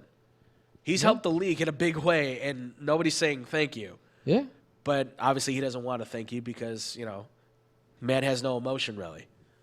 But, I mean, there's no contest, right? He's the best quarterback in the AFC. He's the best coach in the AFC, okay? Andy Reid, the reason why I picked him is because I look at what he's done as a coach from Philadelphia to Kansas City. He's done a really good job, right? I know he's not like Belichick. He doesn't really work both sides of the ball. He's more offense. But he took Donovan McNabb, who, can we be honest and just say he was maybe just an above-average quarterback? Yeah. And he actually made him look like a superstar quarterback, or he turned him into that guy. Let's say, okay. I think I think Donovan's a good quarterback. Let's give him that, okay. But he did make him look a lot better than he probably would have been had he not had that system behind him. Then when Donovan goes down, he takes Kevin Kolb, and he makes him a 30-touchdown quarterback. And then he makes Michael Vick look like he's coming back. And then he goes to Kansas City. Then he makes Alex Smith look like a quarterback that could be Super Bowl contender. And then he gets Patrick Mahomes, and he makes him MVP. Andrew. Gross. On camera. Come on. My apologies, ladies and gentlemen. My allergies kicked in at the wrong time. I knew this was going to happen. I'm so sorry. But, he made Patrick Mahomes into an MVP. And also, for everybody out there that in Bears Nation that's complaining that we could have drafted Patrick Mahomes or Deshaun Watson, we don't know how they would have been in our system. Right. Hell, Trubisky could be playing for Andy Reid right now and looking like Patrick Mahomes. So get out of here, Eric Willowhite, Joe DiGiacomo, Joey Alexander, and anybody else complaining. Sorry, I called people out. Yeah, it's possible. I mean, look, but that's the thing, though. It's like Andy Reid. I mean, look, he's taken Matt Moore, and he's made Matt Moore into a really good quarterback, right? Matt Moore hasn't thrown an interception. He threw 4 touchdowns so far. He's been competitive in every game he's played. Andy Reid's pretty good. So that's why I put him in over, obviously, Tomlin and a few others. That's my reasoning for it. I know others would say different. I know he hasn't won a Super Bowl, but I think he's going to But if we're going to stick with coaches that strictly only coached in the AFC, then it would be Belichick and Tomlin. Yes, if that, but that's the thing is I'm not stricting it to like they've only coached in the AFC. I'm just saying right now they're coaching in the AFC. Okay. Yeah, that's what I mean. But yes, if it was strictly on the AFC, Tomlin's in there, and honestly, there's an argument to be made that Mike Tomlin should be in there right now. I understand that. So, but yeah, so that's the 2 top coaches I see right now. You know what hurts Tomlin is he's a dirty cheater. Quote unquote the trip. I'm not gonna no comment on me on that. All right, so the next group of guys, these are great coaches that just need a little help, right? These are the guys that need those impact players to be on their team to be able to compete. Again, this is just on me, how I see it. John Harbaugh, Mike Tomlin, Frank Wright, Bill O'Brien, okay? Now, John Harbaugh, I mean, look, he's got a winning record against Belichick. He's won a Super Bowl with Joe Flacco, who 2. Won. You won 1 with Flacco? Yeah, 2012. That was it. Oh well, he wasn't. 2. He wasn't there for 2000. Who? Harbaugh. Yeah, he was. No, Harbaugh wasn't there for the 2000 Ravens. Get out of here. Yeah, that was Brian Billick. I'm telling you the truth. I promise you. But yeah, look, John Harbaugh has a winning record against the Patriots. He's won a Super Bowl with Joe Flacco. He's developed a really good defense, both with and without Ray Lewis being in there and Ed Reed and all those guys. He's been very good at facilitating new players in, and obviously with Lamar Jackson now in, he's made this team look really good. So that's why I give it to John Harbaugh over Mike Tomlin, because he's proven to be able to adjust without the superstar quarterback. But he does need those impact players there to actually make that thing work. Now, again, Mike Tomlin should probably be in the conversation with Andy Reid and Bill Belichick as a great coach who could always win, right? Never had a losing record yet. Has always had a winning record, or at least gone 500, I believe, right? Him and Harbaugh have been the most competitive coaches in the AFC for a long time now. Won a Super Bowl, right? Has been in another one. Has had a super competitive team. Great defenses. But he's always had, obviously, Ben Roethlisberger as his quarterback. But he was able to develop guys like Antonio Brown and Le'Veon Bell. Get him! Oh, my God, no. No. No. Oh, my God. There's a flag. It's coming back. Holding. No, we're good. So, I mean, look, when it comes to Mike Tomlin, I mean, and John Harbaugh, I think those 2 guys will eventually move up into that spot. with once those top Belichick coaches. But retires. the thing that just hurts them is that they need those impact players on their teams right now to be able to compete sometimes. Like their great coaching, I think, get is not the outta thing that always here. sells them for what it is. So it's a little hard. Now I know these next two. I know probably a lot of people might disagree with this a lot, right? But look, Frank Wright's a good coach, right? He's a really great coach. He's competed well in Indiana. I mean, he won with Andrew Luck. Then Luck retires. He's winning with Jacoby Brissett. He knows offenses. I don't understand why people would think Frank Wright's not a good coach.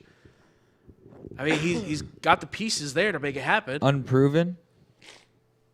I wouldn't even say. I mean, look, the Colts were 1-6, and eventually they turned it around to go 10-6 and win a playoff game last year.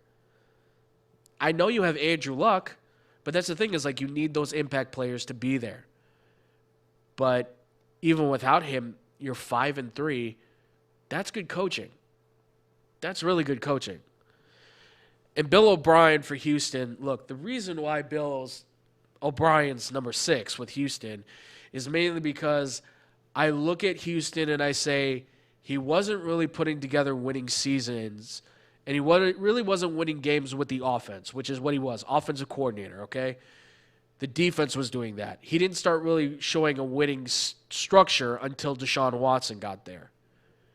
So a lot of it is pinned on Watson now for really helping this offense kind of go to the next level, okay? In the Bill O'Brien era, at least. So I think a lot of what hurts Bill O'Brien is the fact that he kind of leans on Deshaun Watson to kind of get him out of situations, get him out of jams, kind of like how Aaron Rodgers did with Mike McCarthy. But I will say this, he's breaking the Belichick curse right now because for those who don't remember, he was Bill Belichick's offensive coordinator. But we don't remember that because we just think of him as the head coach of the Houston Texans now. Penn State. And Penn State He as took well. the Penn State job after everything. Yeah. And look at what he did with that team. I mean, they went 9-3, 10-2. They were competitive. So Bill O'Brien, honestly, I mean, he gets a nod. But I think a lot of it nowadays, it's a very dependent on his quarterback to kind of get him out of jams. That's just me, right? But he does a good job. He does a good job. And the last three guys, these are the up-and-comers. These are kind of the guys that, whatever you want to say, think about them. I know there's people that are going to think differently on these guys. Are you out of your mind? Hold on. Let me try and defend my position on this, okay?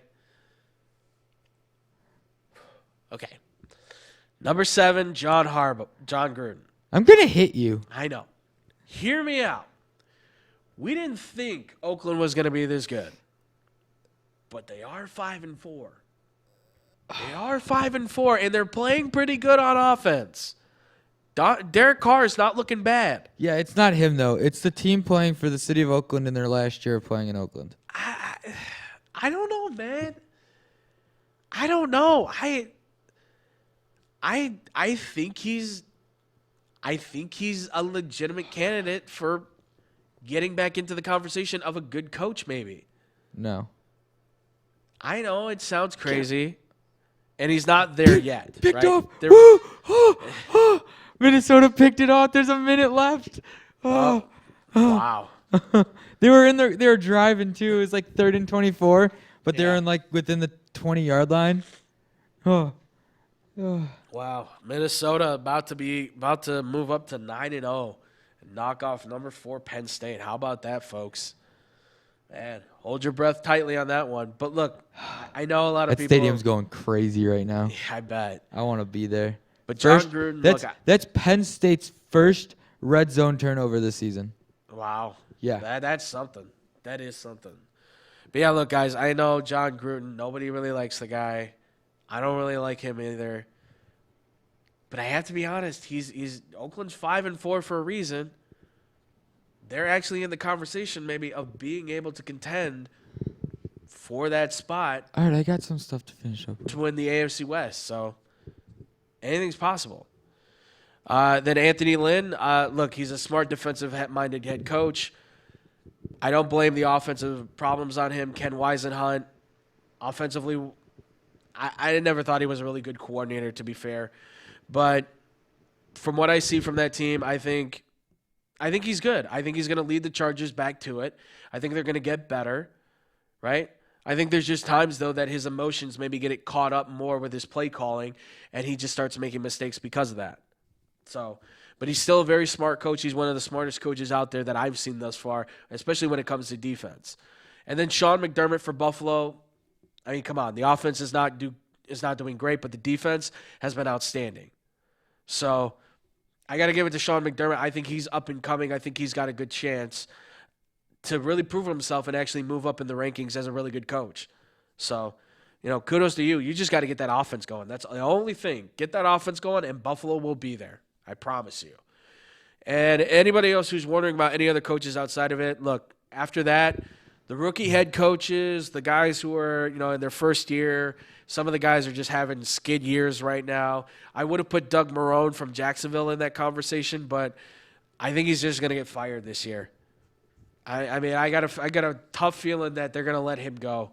They're going to let him walk because I don't know what's going to happen, especially if this Nick Foles over Gardner Minshew thing doesn't work in Jacksonville. This is not going to go pretty. That makes my day. This is not going to go pretty. By the way, congratulations to Minnesota. They've now moved to 9-0, beating Penn State 31-26. So the rankings are about to be changed big time. Man, this security guard's got a mustache, though. God damn. He's got a little curl and everything. God. All right, so let's move into the NFC, and this is where we're going to end it off. So into the NFC we go. Hey, I got a few things after we're done with this. Hurry up. Okay, all right. I'll relax. All right, so the NFC, we got the coaches who are on top of them all. It's Sean Payton from New Orleans, and I'm taking Kyle Shanahan from San Francisco. And I know Washington and Atlanta, he wasn't really the head coach. He was the assistant head coaches there. But look, Sean Payton, he's done everything in New Orleans, right? He's the Bill Belichick of the NFC. He really is, yeah. He is the Bill Belichick of the NFC. He's just a more passionate version of Bill Belichick. We see him more emotion. Yeah, he's and if he wasn't robbed so many times in the playoffs, he probably would have the same amount of Super Bowls. It's possible. He could have stolen maybe a few away from the Patriots. Who knows? But look, he's done a great. He's shown he can win with Drew Brees. He can show he can win without Drew Brees. He can show he can win without the run. He can show he can win without the pass. He is so good at everything he can he win does. without looking at tape. Yeah. Ooh, I didn't say that. Yes, you did. No, I didn't. But yeah, he's the best coach right now in the NFC. But I think it's a contest. It's a contest though, because I think Kyle Shanahan could be the next guy up there. Now I know it's his first year with everybody full, right? He's been in San Francisco for a while, for a couple of years now, but it's his first year where he's got his quarterback, all those guys. They're 8-0 right now, or 9-0 right now. And you got to remember, last year he didn't do terrible when Jimmy G was out. Well, I mean, they got the number 2 overall pick, but they didn't look bad. Let's say that they didn't look too bad. They stayed competitive within their games, so the game plan was still there, and he structured it well to the players that were out there.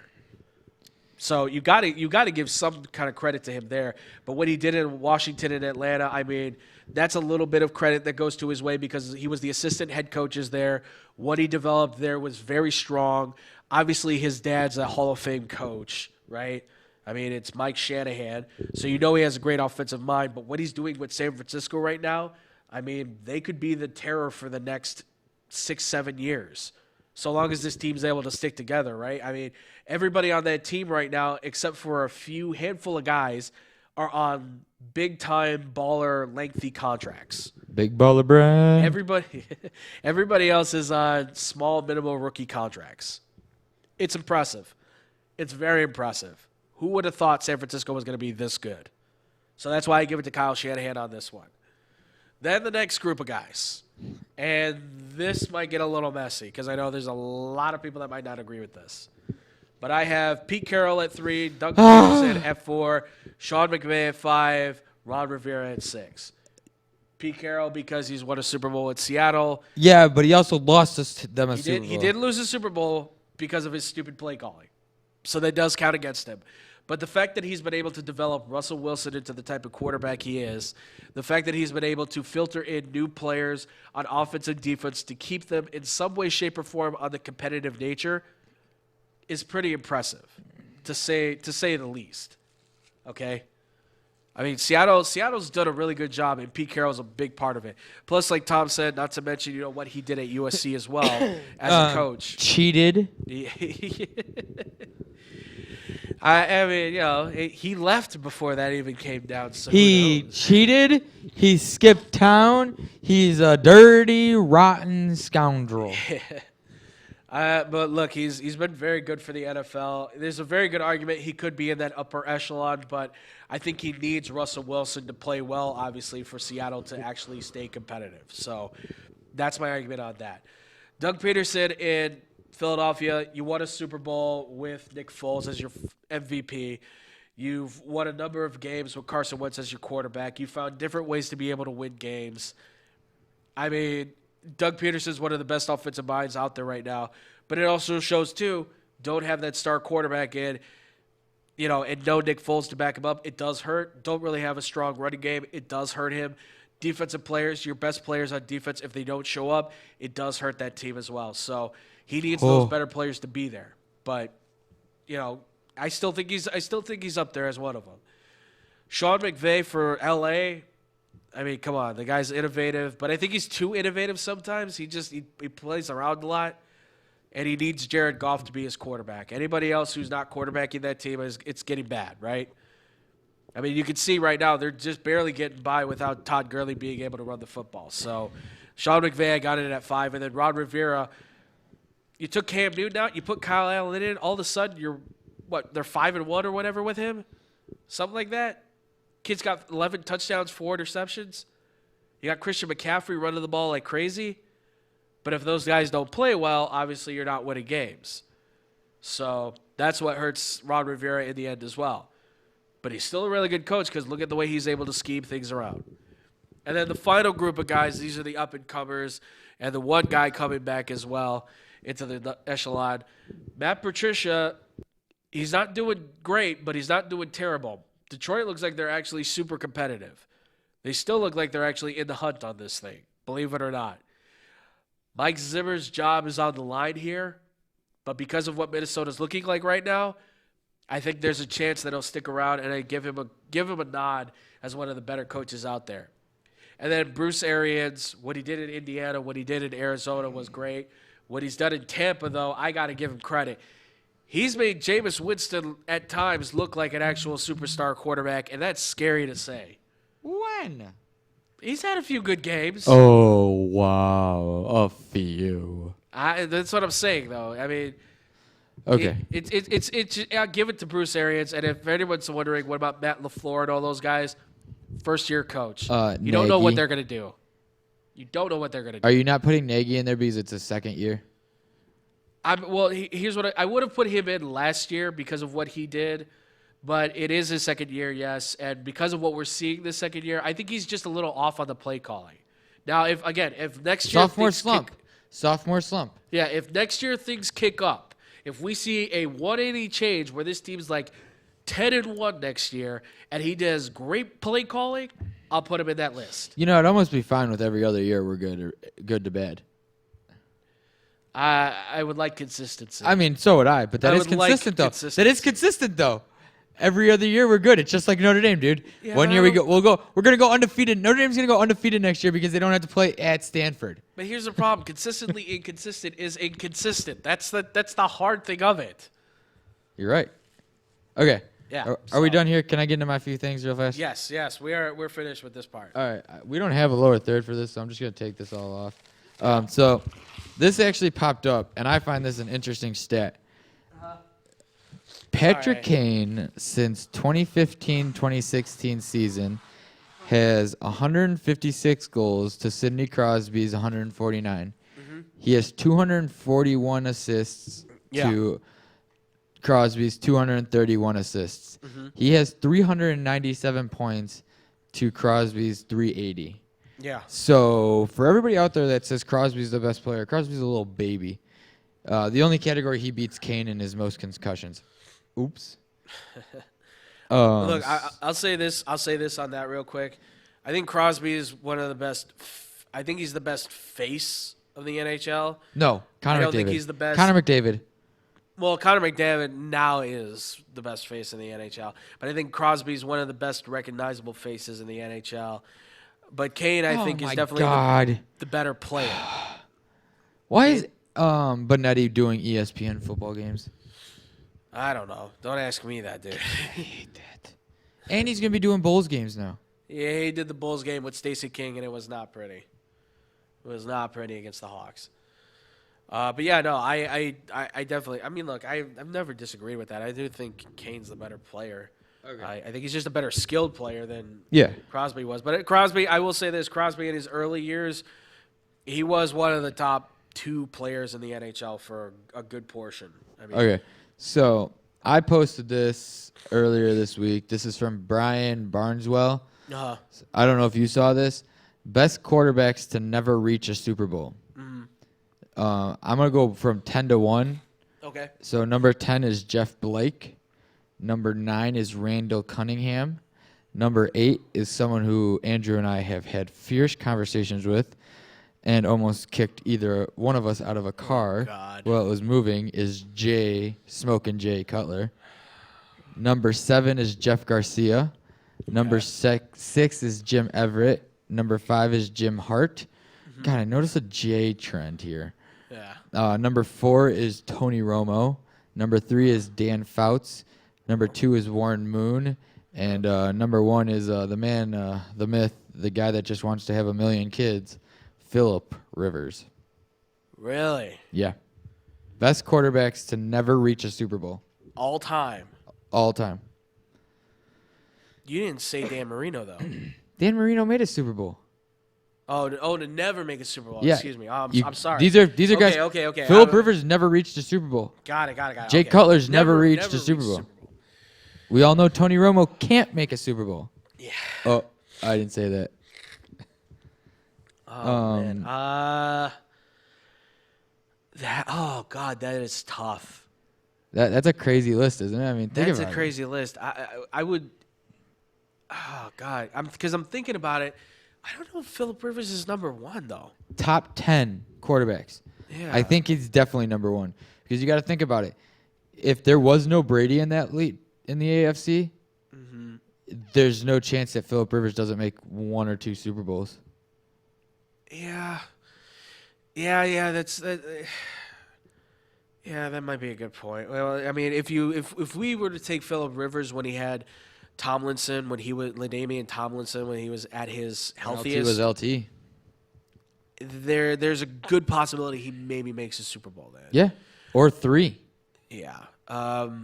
Jay Cutler, if the Bears actually gave him an offensive line and at least a consistent play caller, maybe they at least make a Super Bowl. Maybe. Think about that team, though. Think about his early years with the Bears. You're telling me that they don't make a Super Bowl? I mean, that's the hard thing about it is, the defense was still dominant. Yeah. And all that was killing us was with no offensive line. Right. And him just having to run around and getting hurt. Now people are like, oh, well, that won't matter. Well, it does matter. If you don't have protection, you're not going to be doing a good job. Yeah, but even with protection, Jay had moments in his playing style. Yes, where of course. He overthrew wide receivers. He was inaccurate. He made Brady bad does decisions. the same thing. Phillip Rivers does the same thing. It's not as often, yes. But at the same time, when you're overthrowing a receiver, go back and look at how much and count how long he's been in the pocket. I guarantee you go 1,000. Oh, he's either about to be hit or the ball's gone because it has to be gone. Yeah. So, I mean, that's the thing, though, is that there's a lot of, the what-if factor is always going to linger there for this guy and for all these guys, right? Because to me, I would say I think a guy like Warren Moon and Dan Fouts, those guys were well-respected to go to Super Bowls. I mean, Warren Moon, you're talking about one of the top 10, top 15 quarterbacks of all time. A man who could throw the ball. He was Patrick Mahomes before there was Patrick Mahomes, to be honest. I mean, he could throw the ball 70 yards easy. But he never could make a Super Bowl because he never had a good enough team. So, No. And Dan Fouts, he had one of the best offenses in NFL history, right? I mean, we could say that. One of the best offenses in NFL history. But he had no help on defense. Not a soul. No help on defense. And they got killed in Cincinnati when it was freezing. So, all right. So the other thing that we were going to try to do on Wednesday, but we didn't get time to it, going back to baseball. So seeing that the Nats have won their first World Series title, there are only six teams left in Major League Baseball to not reach or not win a World Series. Do you know a World Series. Do you know the six? We've played this game before. I could have sworn. Not this one. Okay. I think we've done longest drought. Okay. All right. So 6 teams who have in their history have not won a World Series. Not one. These teams might have made a World Series. I know at least a few of them have, but they have not won a World Series. Okay. All right. So I'm gonna go with the easy ones being Padres. Yes. The last time the Padres, the Friars have reached the World Series twice, but both times ran up against buzzsaws. The first was a dominant Tigers team that beat Tony Gwynn and Steve Gravy's Padres 4-1 in the '84 World Series. And the second was the sweep at the hands of the incredible '98 Yankees, who won 114 games in the regular season and are considered among the handful of teams as the greatest of all time. Yeah. So, yes. So, that's one. Okay. I'm going to say Seattle. Yes. Okay. Seattle. These are all off of MLB, but like you can find these anywhere. Right. The Mariners have not only never appeared in a World Series, but they are riding the longest playoff drought in any of the 4 major pro sports at 17 years. Thank God the Cubs ended that. Seattle has some of the game's biggest superstars through the years: Ken Griffey Jr., Alex Rodriguez, Randy Johnson, Ichiro Suzuki, and many more. But it has also had some of the pro season's biggest disappointments, most notably in 2001 when the Mariners set an MLB record with 116 wins, a feat some suggested may never be matched, yet lost to the Yankees in the ALCS in just 5 games. Okay. So that's 2. Okay. You got 4 more. Okay. Let me. Come on, one's infamous. Let me think. Okay. No, Tampa Bay. Yes, Tampa Bay. That's the infamous one. Okay, yeah. Because that was the World Series. Ben Zobrist struck out, or playoffs. Ben Zobrist struck out. Yes. And that lost the series. Yes. The Rays have done a lengthy the Rays don't have a lengthy history like some of the other clubs on the list, although they did win the American League pennant in 2008 before bowing out to the Phillies in a 5-game World Series. That marked their first of 4 postseason appearances in a 6-year stretch under former manager Joe Madden. Tampa Bay has always been unconventional and unorthodox as a mid-market club, lacking some of the resources that the heavyweights benefit from, and it quietly puts together a 90-win season in 18 that indicates there might be more to come. So this, once again, that team is literally just a quiet, sneaky team. They're an assassin team, I call them. And all of a sudden, it's like end of the season, like the Rays are in the playoffs. Yeah, that every year we say that, and like it's always surprising when Oakland, they're always there. Those Oakland and the Rays are 2 assassin teams. They are. They really are. All right, so you got 3 of the 6. You got 3 more. Okay, so I got San Diego, I got Seattle, Tampa. There's 2 more National League teams and 1 more American League team. One team almost won it a few years ago, but I think this one player should have just kept running, and he probably would have made the catch to end the game, and I would have been so happy. Jesus, I'm blanking right now. Oh my God. Rangers. Yes. Rangers are one, right? Yes. Okay. And the player I'm talking about is Nelson Cruz. Okay. 2011 or 2011 World Series. Yeah. where he he stopped. made almost like a leaping back catch. You Yeah. didn't need to make that. Just take the 2 more steps, make the freaking catch. I'm living in Carbondale at the time. It's literally St. Louis territory. Yeah. I don't have the money, and I'm not allowed to go buy alcohol yet because I'm still 18. So I have like the bottle of the Welch's sparkling juice ready just to start spraying all over my dorm room and running down the hall and be like, St. Louis terrible, to all of a sudden going, God, locking my bathroom door and my dorm door, and me and the only other Cubs fan that's on the floor at the time locked in my bedroom because I don't want to deal with Cardinals fans. Oh my God. Wow. All right, but so let me read this one. Rangers fans Yeah. have had some of the most agony lately among clubs on this list, particularly given that their 5 postseason appearances since 2010 have failed to produce a title. Prior, they had made the postseason only 3 times, including their time as the Washington Senators, who were founded in '61. Yep. Texas was twice a strike away from winning the title in Game 6 of the 2011 World Series against the St. Louis. And the Rangers lost in 5 games to the Giants that simply got out hot at the right time in 2010. They also lost the 2012 AL wildcard game at home to the Orioles and were knocked out of the ALDS by the Blue Jays in 15, infamous bat flip, Yeah. and 16. Yep. So 2 more teams. They're both National League teams. They're both National League teams. I'm trying to think. Can I get a hint on any of these by any chance? I feel like if I give you a hint, I'm sorry, it would give it away. Okay. I think just National League. Oh my National God. League. Think about it. My brain right now is trying to go through every single division, and I'm thinking who hasn't won anything? Well, to be fair, it evened itself out. There's 3 National League teams and 3 American League teams.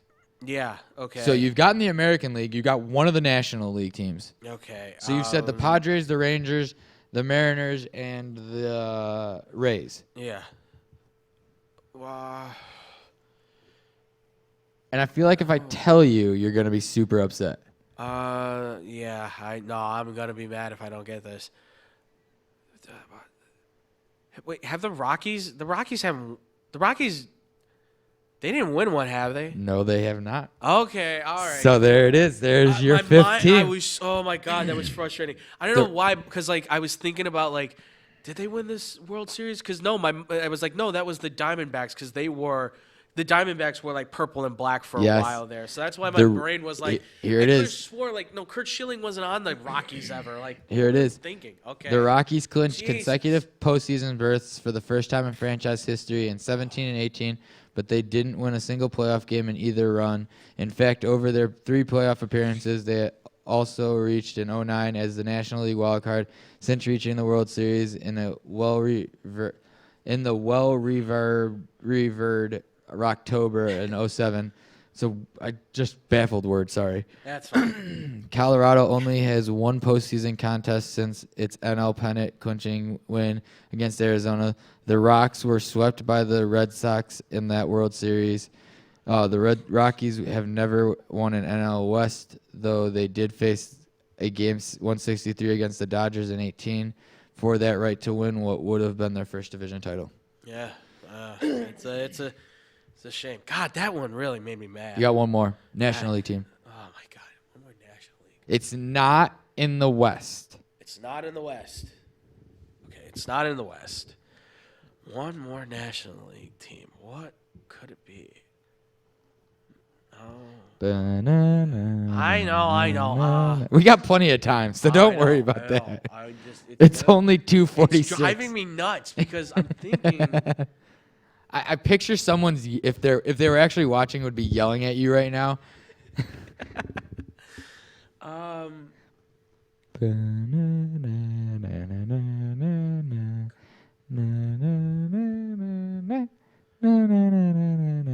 Wait, is it the Brewers? Ding ding ding ding ding. Oh my God! I was thinking, I'm like, I don't remember seeing their name ever in a World Series, like, for the victory. Like, All right, so here's their little wow. thing. The Brew Crew has made it to only one World Series, a memorable 7-game loss to the Cardinals. That was back when they were an American League team That's it. in 1982 with the Harvey's Wallbangers team. And what a name. Yeah, seriously. And that was when they were in the AL. They nearly made it back in 2018, taking the Dodgers all the way to Game 7 in the National League NL Championship Series. Yep. So, Wow. Oh my God, that drove me nuts. I'm gonna start doing this. I'm gonna pull up NBA, NHL. Oh, I like that. That's good. I mean, and I'll do NFL. Yeah. And it'll be teams that haven't won championships. Maybe I'll try to find like Premier League and stuff like that. It might be a little difficult. Yeah. But bless you. Gross.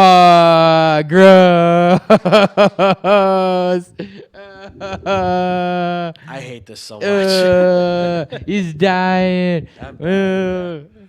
Yeah, guys. Obviously, it's still busy season for us, but I mean, look. we Hey, got I can college pull up another one real quick. If you want, you can pull it up. But yeah, we can try and do another one. We got some time to kill. But yeah, we're gonna try to. I mean, obviously, like I said, college football, college basketball, NBA, NFL, NHL. You know, we got all that stuff going on. So we're gonna be giving you the stories on that. But we're also gonna try and kick in some new stuff too, as well. You know, because I know obviously too, we've still got some fan questions we can always answer for you guys. I got NHL. Okay. Oh, This one's a lot Jesus. more. Oh my God, this is gonna be hard. There are 11 current NHL teams that have never won a Stanley Cup. Shoot, 11. All are teams that joined the league since '67. Okay. So. Okay. Well, we'll start with the obvious. Okay. This is an old article. Hold on. Okay. That's a really How old we talking? It had the St. Louis Blues on it. Okay.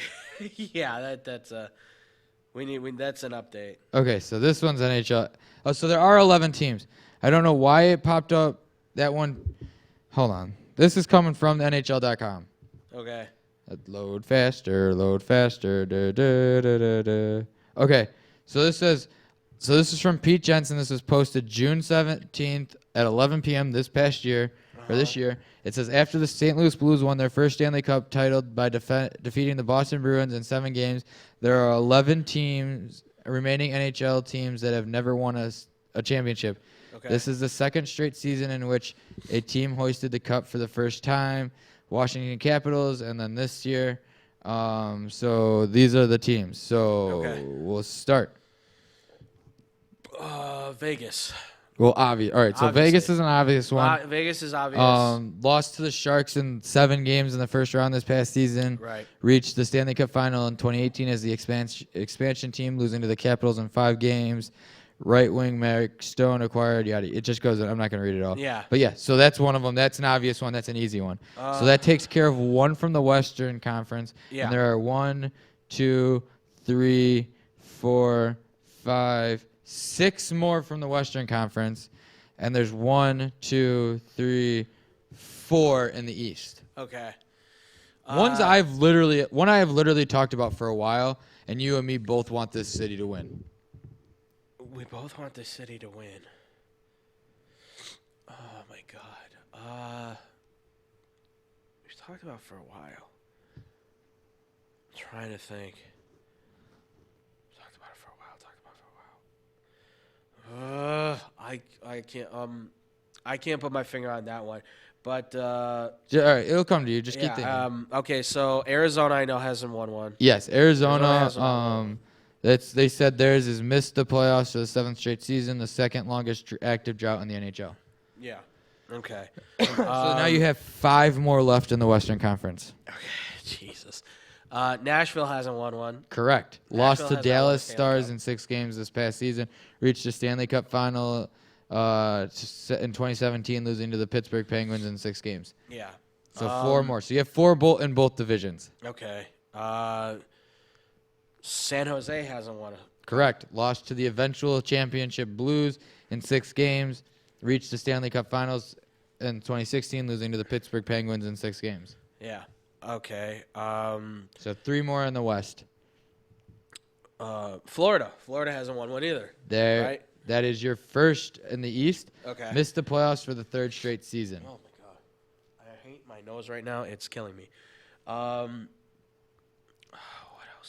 else? Minnesota, the Wild. They There haven't you go. won one. Missed the playoffs after Yeah. qualifying in each of the previous 6 seasons. Now, let me ask real quick, because I know you're the hockey man on this. The North Stars never won one either, correct? Dallas the North did. Stars. Dallas did. Dallas did, but they. But that is the They- North they- Stars are the Dallas Stars. Right, but did they win one? Stanley Cup They since might have Stars? the North Stars might have won one, but I'm not 100% sure on that. Okay, But I know Dallas did, so they classify it that Yeah. type of whatever crap. Right. Yeah, it's part of that All franchise right, history. so you got Arizona, Wild, Nashville, San Jose, and the Golden Knights. So you have 2 more in the West and 3 more in the East. You're doing pretty good for yourself. I'm pretty proud I know. of you. I'm I'm very proud of you. I am too.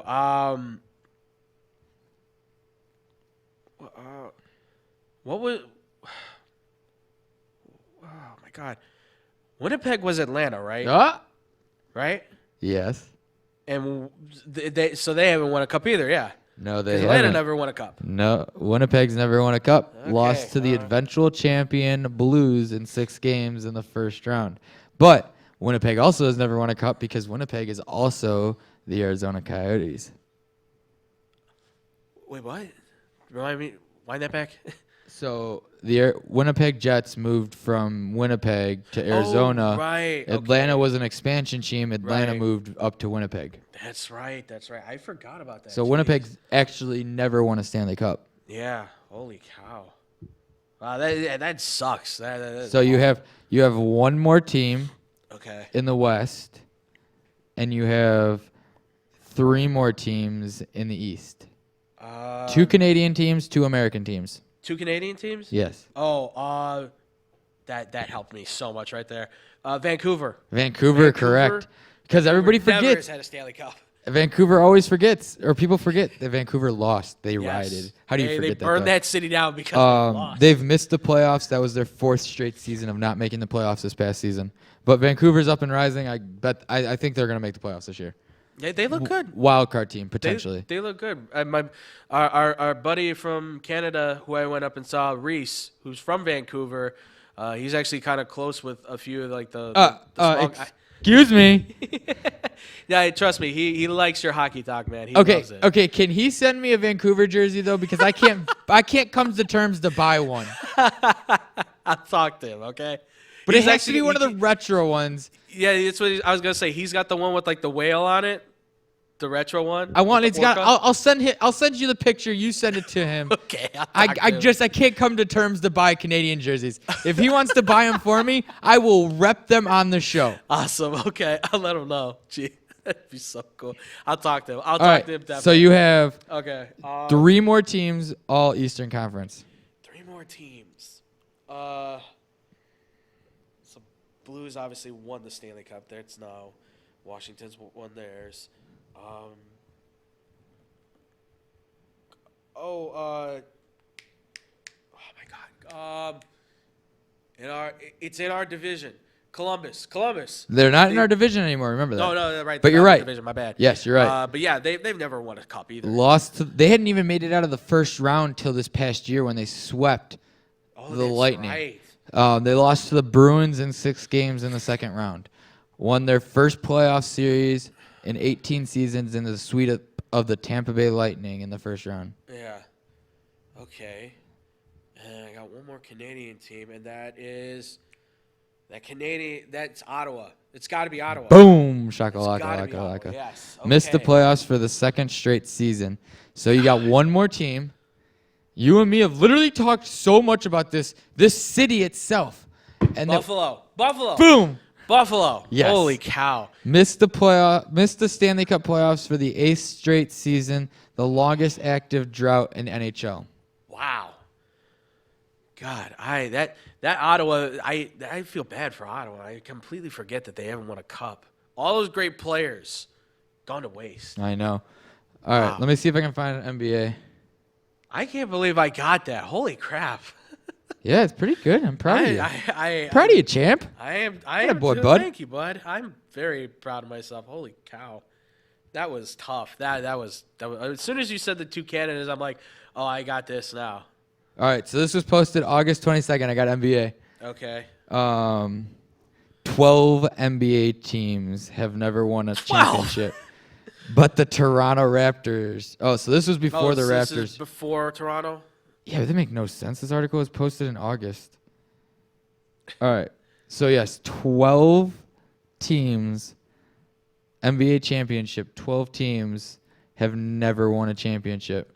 And 1, 2, 3, 4, 5, 6, 7 of them have never even made it to the finals. Never even made it? Yes. Oh, Jesus. Okay. All right, here we go.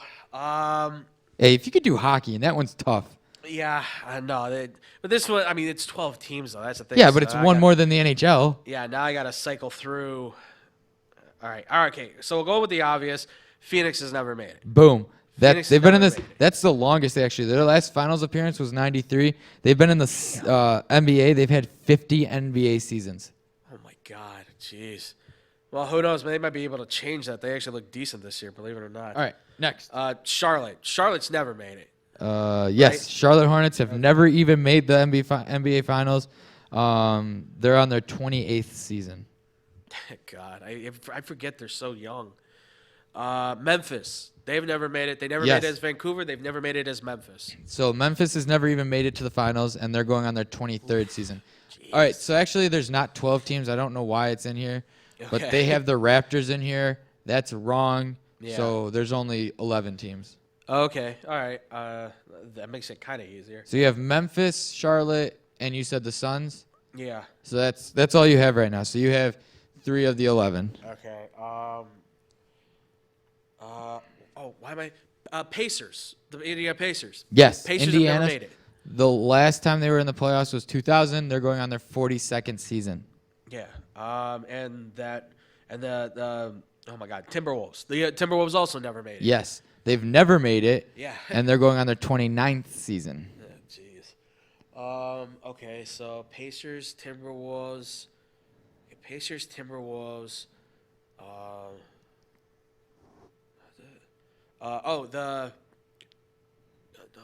No, they didn't. The Denver Nuggets, they've never made it either. They have never even made the finals, and they're going on their 42nd season. Oh, my God. You're doing pretty good, man. Come on, keep going. Okay. So you got the Suns, you got the Nuggets, you got the Pacers, you got the Wolves, the Hornets, the Grizzlies. Okay, so You're doing pretty good for yourself. I know. This is probably more brain power I've ever used than I ever have in school. Okay, that's the thing. Like, I never took a test this hard, man. And this isn't even that hard. It's just trying to think of what teams. Yeah, I know. Oh, Brooklyn. Boom. Brooklyn. Their never last had- time in the finals was 03, and they're going on their 42nd season. Yeah, back when they were You in have Jersey. knocked out every team that is in their 42nd season. Okay.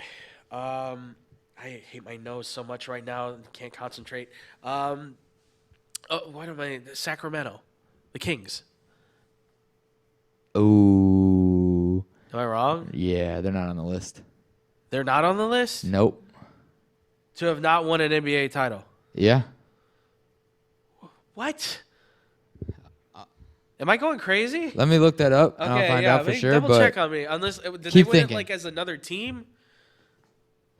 I could have swore they've never keep thinking. won a title. The Jazz, Utah Jazz. Utah Jazz have never won a title. Yes, you are correct. The last time they were there was 98, and they're on their 44th season. Okay.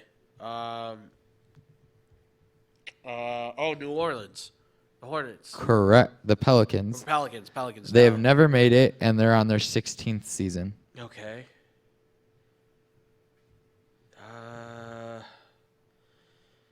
Oh my God. Who haven't won a championship? Oh, the Clippers, right? Yes, correct. Okay. So hold on. Let me go over this. I have. The Kings that's boggling my mind right now. Okay, so I have it they- right here. So you said the Pacers, Yeah. right? Yes. So you said the Pacers. You said the Hornets. Mm-hmm. You Charlotte. said the Nets. Yep. You said the Grizzlies. Yep. You said the Jazz. Mm-hmm. You said the Suns. Yep. The Pelicans. Uh-huh. The Nuggets. Yeah. The Wolves. Yes. The Kings are not on this list. I am changing my list because I actually like this one better, and it makes sense because there's another team on here that they don't have on this one. Okay. So they're. Hold on, I'm trying to. So you have one, God, what other team would there be then? 2, 3 teams left. 3 teams left. And yeah, the Sacramento Kings have never won.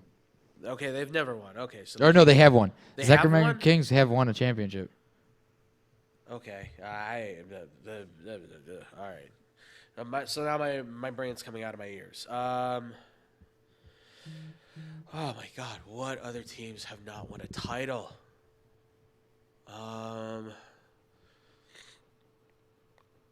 Milwaukee has won a championship. I can't say that. Oh, this is gonna kill me. The Oscar Robertson era, didn't they win a championship, the Sacramento Kings? Yes, not the Kings, but the Bucks did. No, what Oscar Robertson when he was on the Kings. He was not on the Sacramento Kings. Yeah, the Cincinnati Royals. Oh, Dad forgot about that. Jesus, that shows I forgot about that part of history. Jeez. The Knicks have won championships. What other teams are there? Oh my God. Come on, man, you got this. I know. I'm running through the whole league right now, trying to think. Tick, Oh, my tock, God. tick, tock. Supersonics won a championship. This team. The Atlanta Hawks. Nope, they're not on the list. They're not on the. They're not on either of my lists. Jesus Christ. This team had if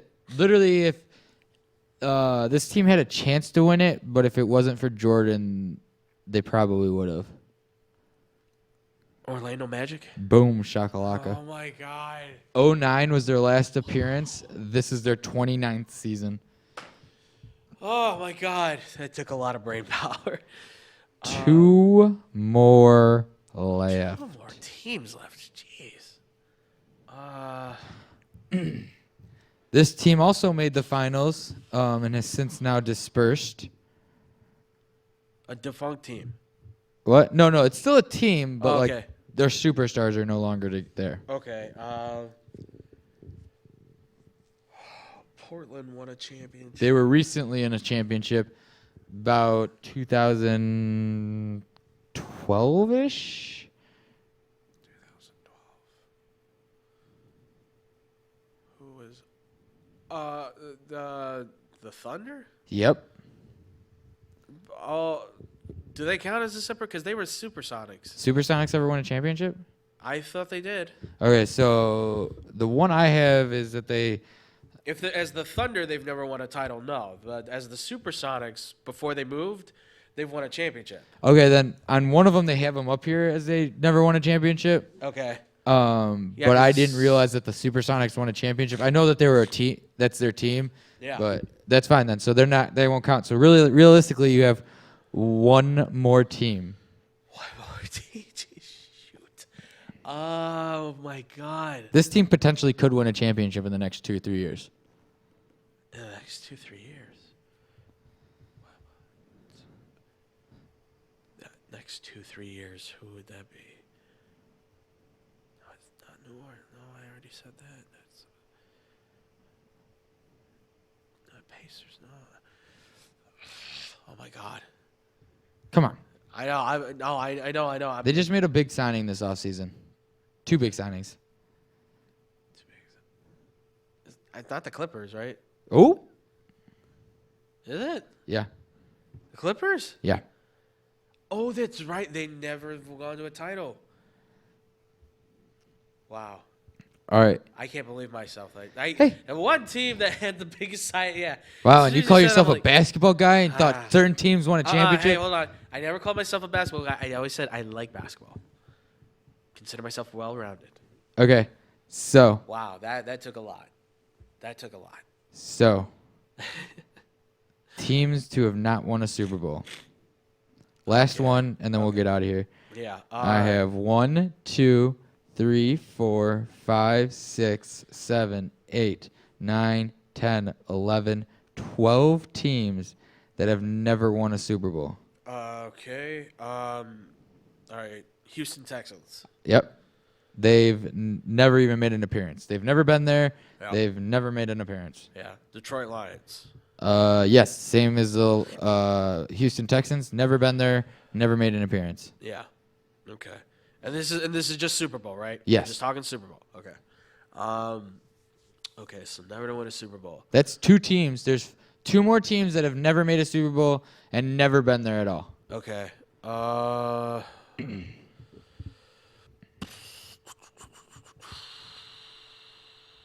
my God. Cleveland. Yes, they God. they have never been there, and our Cleveland Browns, not our parents' Cleveland Browns. Yes. Our Cleveland Browns. Yes. Our Cleveland Browns are Have never been to a Super Bowl, and they don't have any appearances ever. Yeah. So that's 3 of the 4. Okay. Bengals. The Bengals. They have Yes, not won a Super Bowl. they've been there twice though. Yep. Their last appearance was in 1989, before Andy Dalton was probably born. Yes, definitely, absolutely. Okay. Okay, so that's San Diego Chargers, or yeah, just Chargers. All right. Well, it's still, they have it on here, the Los Angeles Chargers. But yes, you are correct. They've been there once, and that was in '95. I don't think Phillip Rivers was there, was he? No, '95. That was Steve Young's Super Bowl. Oh, okay. Where they blew out the Chargers, really. So, okay, so Buffalo. Yeah. Buffalo, of course, they've been to 4, but they never 4. won either one of them. The last appearance was in '94. So that's, you have 1, 2, 3, 4, 5, 6. You've gotten 6 of the 12, so you have 6 more. Okay. All right, halfway there. Okay. Come on, one team should be almost self-explanatory here. Couple of them should be. This sucks right now because my brain is trying to go back through football now, and I'm trying to think of championships. Oh my God. What am I? Tampa has one. Jacksonville. Yes, that is the last team that has never even made it to a Super Bowl ever. Those are the 4 teams. Jacksonville, Houston, Detroit, and Cleveland have never made it to a Super Bowl. Hopefully they can all change that soon. Okay, so that's 7. Okay. And Buffalo is one of 2 teams that has the most Super Bowl appearances and not win one of them. Oh God. And Buffalo's is the worst. That's horrible. 4 in a row that's a gut wrencher. Not won a Super Bowl. Not won a Super Bowl. God, this driving me nuts. Arizona Cardinals. Arizona Cardinals have been to the Super Bowl once, Right. and that time was in 2009, but Yep. they had never won it. Yeah. Okay. So you have 5 more. Okay. 5 more. Jeez. 5 more. Yes, 5 more, sir. Okay. You So I have said you have. Cleveland. Let me put it this way: you have 1 more for that's been there once. You have 2 more that have been there twice, and 1 more that has been there 4 times. 1 more that's been there 4 times. Yes, it's the only other one like the Bills that have been to 4 Super Bowls and never won it. Oh my God. Come on, man! Minnesota. Boom, shakalaka! Oh my God, Minnesota. Wow. Purple People Eaters. That took a lot. The last time Minnesota was there was 1977. The Purple People Eaters, if I'm not mistaken. Yes. They've been to 4 Super Bowls. So you have 4 more left. 2 of the teams are. No, you have 3 teams left. My bad. 3 teams left. 2 of them have only been to the Super Bowl twice, and 1 of them is from one time. The one should be self-explanatory, man. Come on. It has its own name for that Super Bowl. It has its own name for that Super Bowl. Oh my god. It has its own name. I'm trying to think what it would have been. Oh my god, this is gonna kill me. You're not helping. Come on, and then the other 2 should just be super easy because they were terrible games. Well, it's easy for you to say that because you got the list in front of you. I know, but it's just like I'm sitting here like I just want to start yelling at you, like, "Are you stupid?" I know, It's I know. so Trust easy. me, I feel dumb enough as it is. Like looking at the list, if you were looking at this list, you'd be like, "You're being an idiot. You should know this. Come on." No, trust me. There's a little man in my brain right now that's kicking me in the head. Oh my god, this stinks. I don't. One like has this. a name for it, Super Bowl, because it was probably a really good game that you and me weren't alive for. Or no, we were alive for it, but we were a little bit younger. Okay. And the other 2 were ones that we definitely know about. Who the hell is left? Oh, oh my god. I referenced it earlier in the show. You did? Yeah, one of them. Oh crap. Oh my god. This is They're still being made fun of for it. Still being made fun of for it. Brain work. What the hell? I am. Like, you're going to get this, and you're going to be like, God, I hate myself. Oh my god. People are probably sitting at home looking this up and yelling at you. Like, I can picture Jake if he's able to watch this right now or when he watches this later. Dude, my coworkers watch the show now too, and they're gonna be pissed at me if I don't get this. Oh my god. Oh, LSU is up. Oh, the game's on. Yeah, it is. I LSU's know, up yeah. 10-0. I hate myself. I hate myself so much right now. 3 more teams. 3 more teams. 3 more teams. If it makes you feel any better, Fuck. 2 of the teams are NFC teams, and 1 of the teams is an AFC? No. Yeah, AFC team. 1 AFC.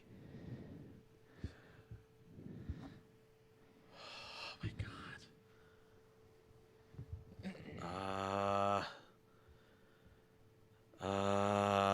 I'm telling you, you're going to hate yourself.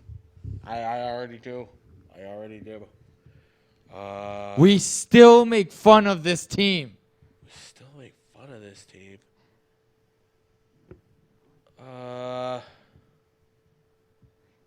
One of them I also think hurt one of these other players' is like mentality and is giving up on the game. And the other- Carolina. Yes. God, Jesus. Carolina. That's not the one we make fun of, though. No, They've I been know, there but twice, and their last appearance was 2016.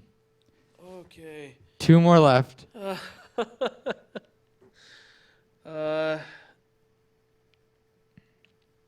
We still. Oh my God. Okay, Tennessee Titans. There you go. Tennessee Titans. What's the name of that Super Bowl? I don't remember the name of It's the Super Music Bowl Town per se. Miracle, isn't it? If I'm not mistaken. No, that wasn't the Super Bowl. That was a playoff game. Oh, that was a playoff game? Yeah, that was a playoff game Oh. against the Bills. Then I was wrong. I'm sorry, folks. Yeah. Yeah. But hey, I was trying to get you the team name. No, yeah. No, yeah. that was the Rams. That was the Super Bowl. No. That was against the Bills. The Music City Miracle. That was against the Bills. No, it wasn't. Yes, it was. That was against the Rams. No, it wasn't. You can look it up. I promise. I'm you. gonna look it up. But You all can right, look it so the Titans last time they were there was 2000. Like I said, we were a bit early in our lives. We Yeah. Probably don't remember that. They've only been there one time. All right. The other And one. then the Atlanta Falcons. Thank you. Oh my God. We literally still make fun of them for it. I know. 28-3. Come on, man. It took. My brain was like trying to put every team in like the country and all that stuff, and I'm like, So Who hasn't won the damn Super Bowl? the last time that they had been to a Super Bowl was 2017, obviously. Yeah. And they've only been there 2 times. Yes. Oh my God, that was painful. That was painful. Wow. Okay. The one that I struggle on the most is the sport that I love more than anything in the world. Football and basketball, dude. The one you know a lot more than me about. I know. Jeez. Dude, and hockey, I didn't have a really hard problem with hockey. No. What happened? Because hockey makes sense. You know what the problem is? It's just allergies, man. But hockey makes sense. Think about it. Well, it's a little bit easier, too, because, like, the teams, you can kind of know the teams who haven't won Stanley Cups.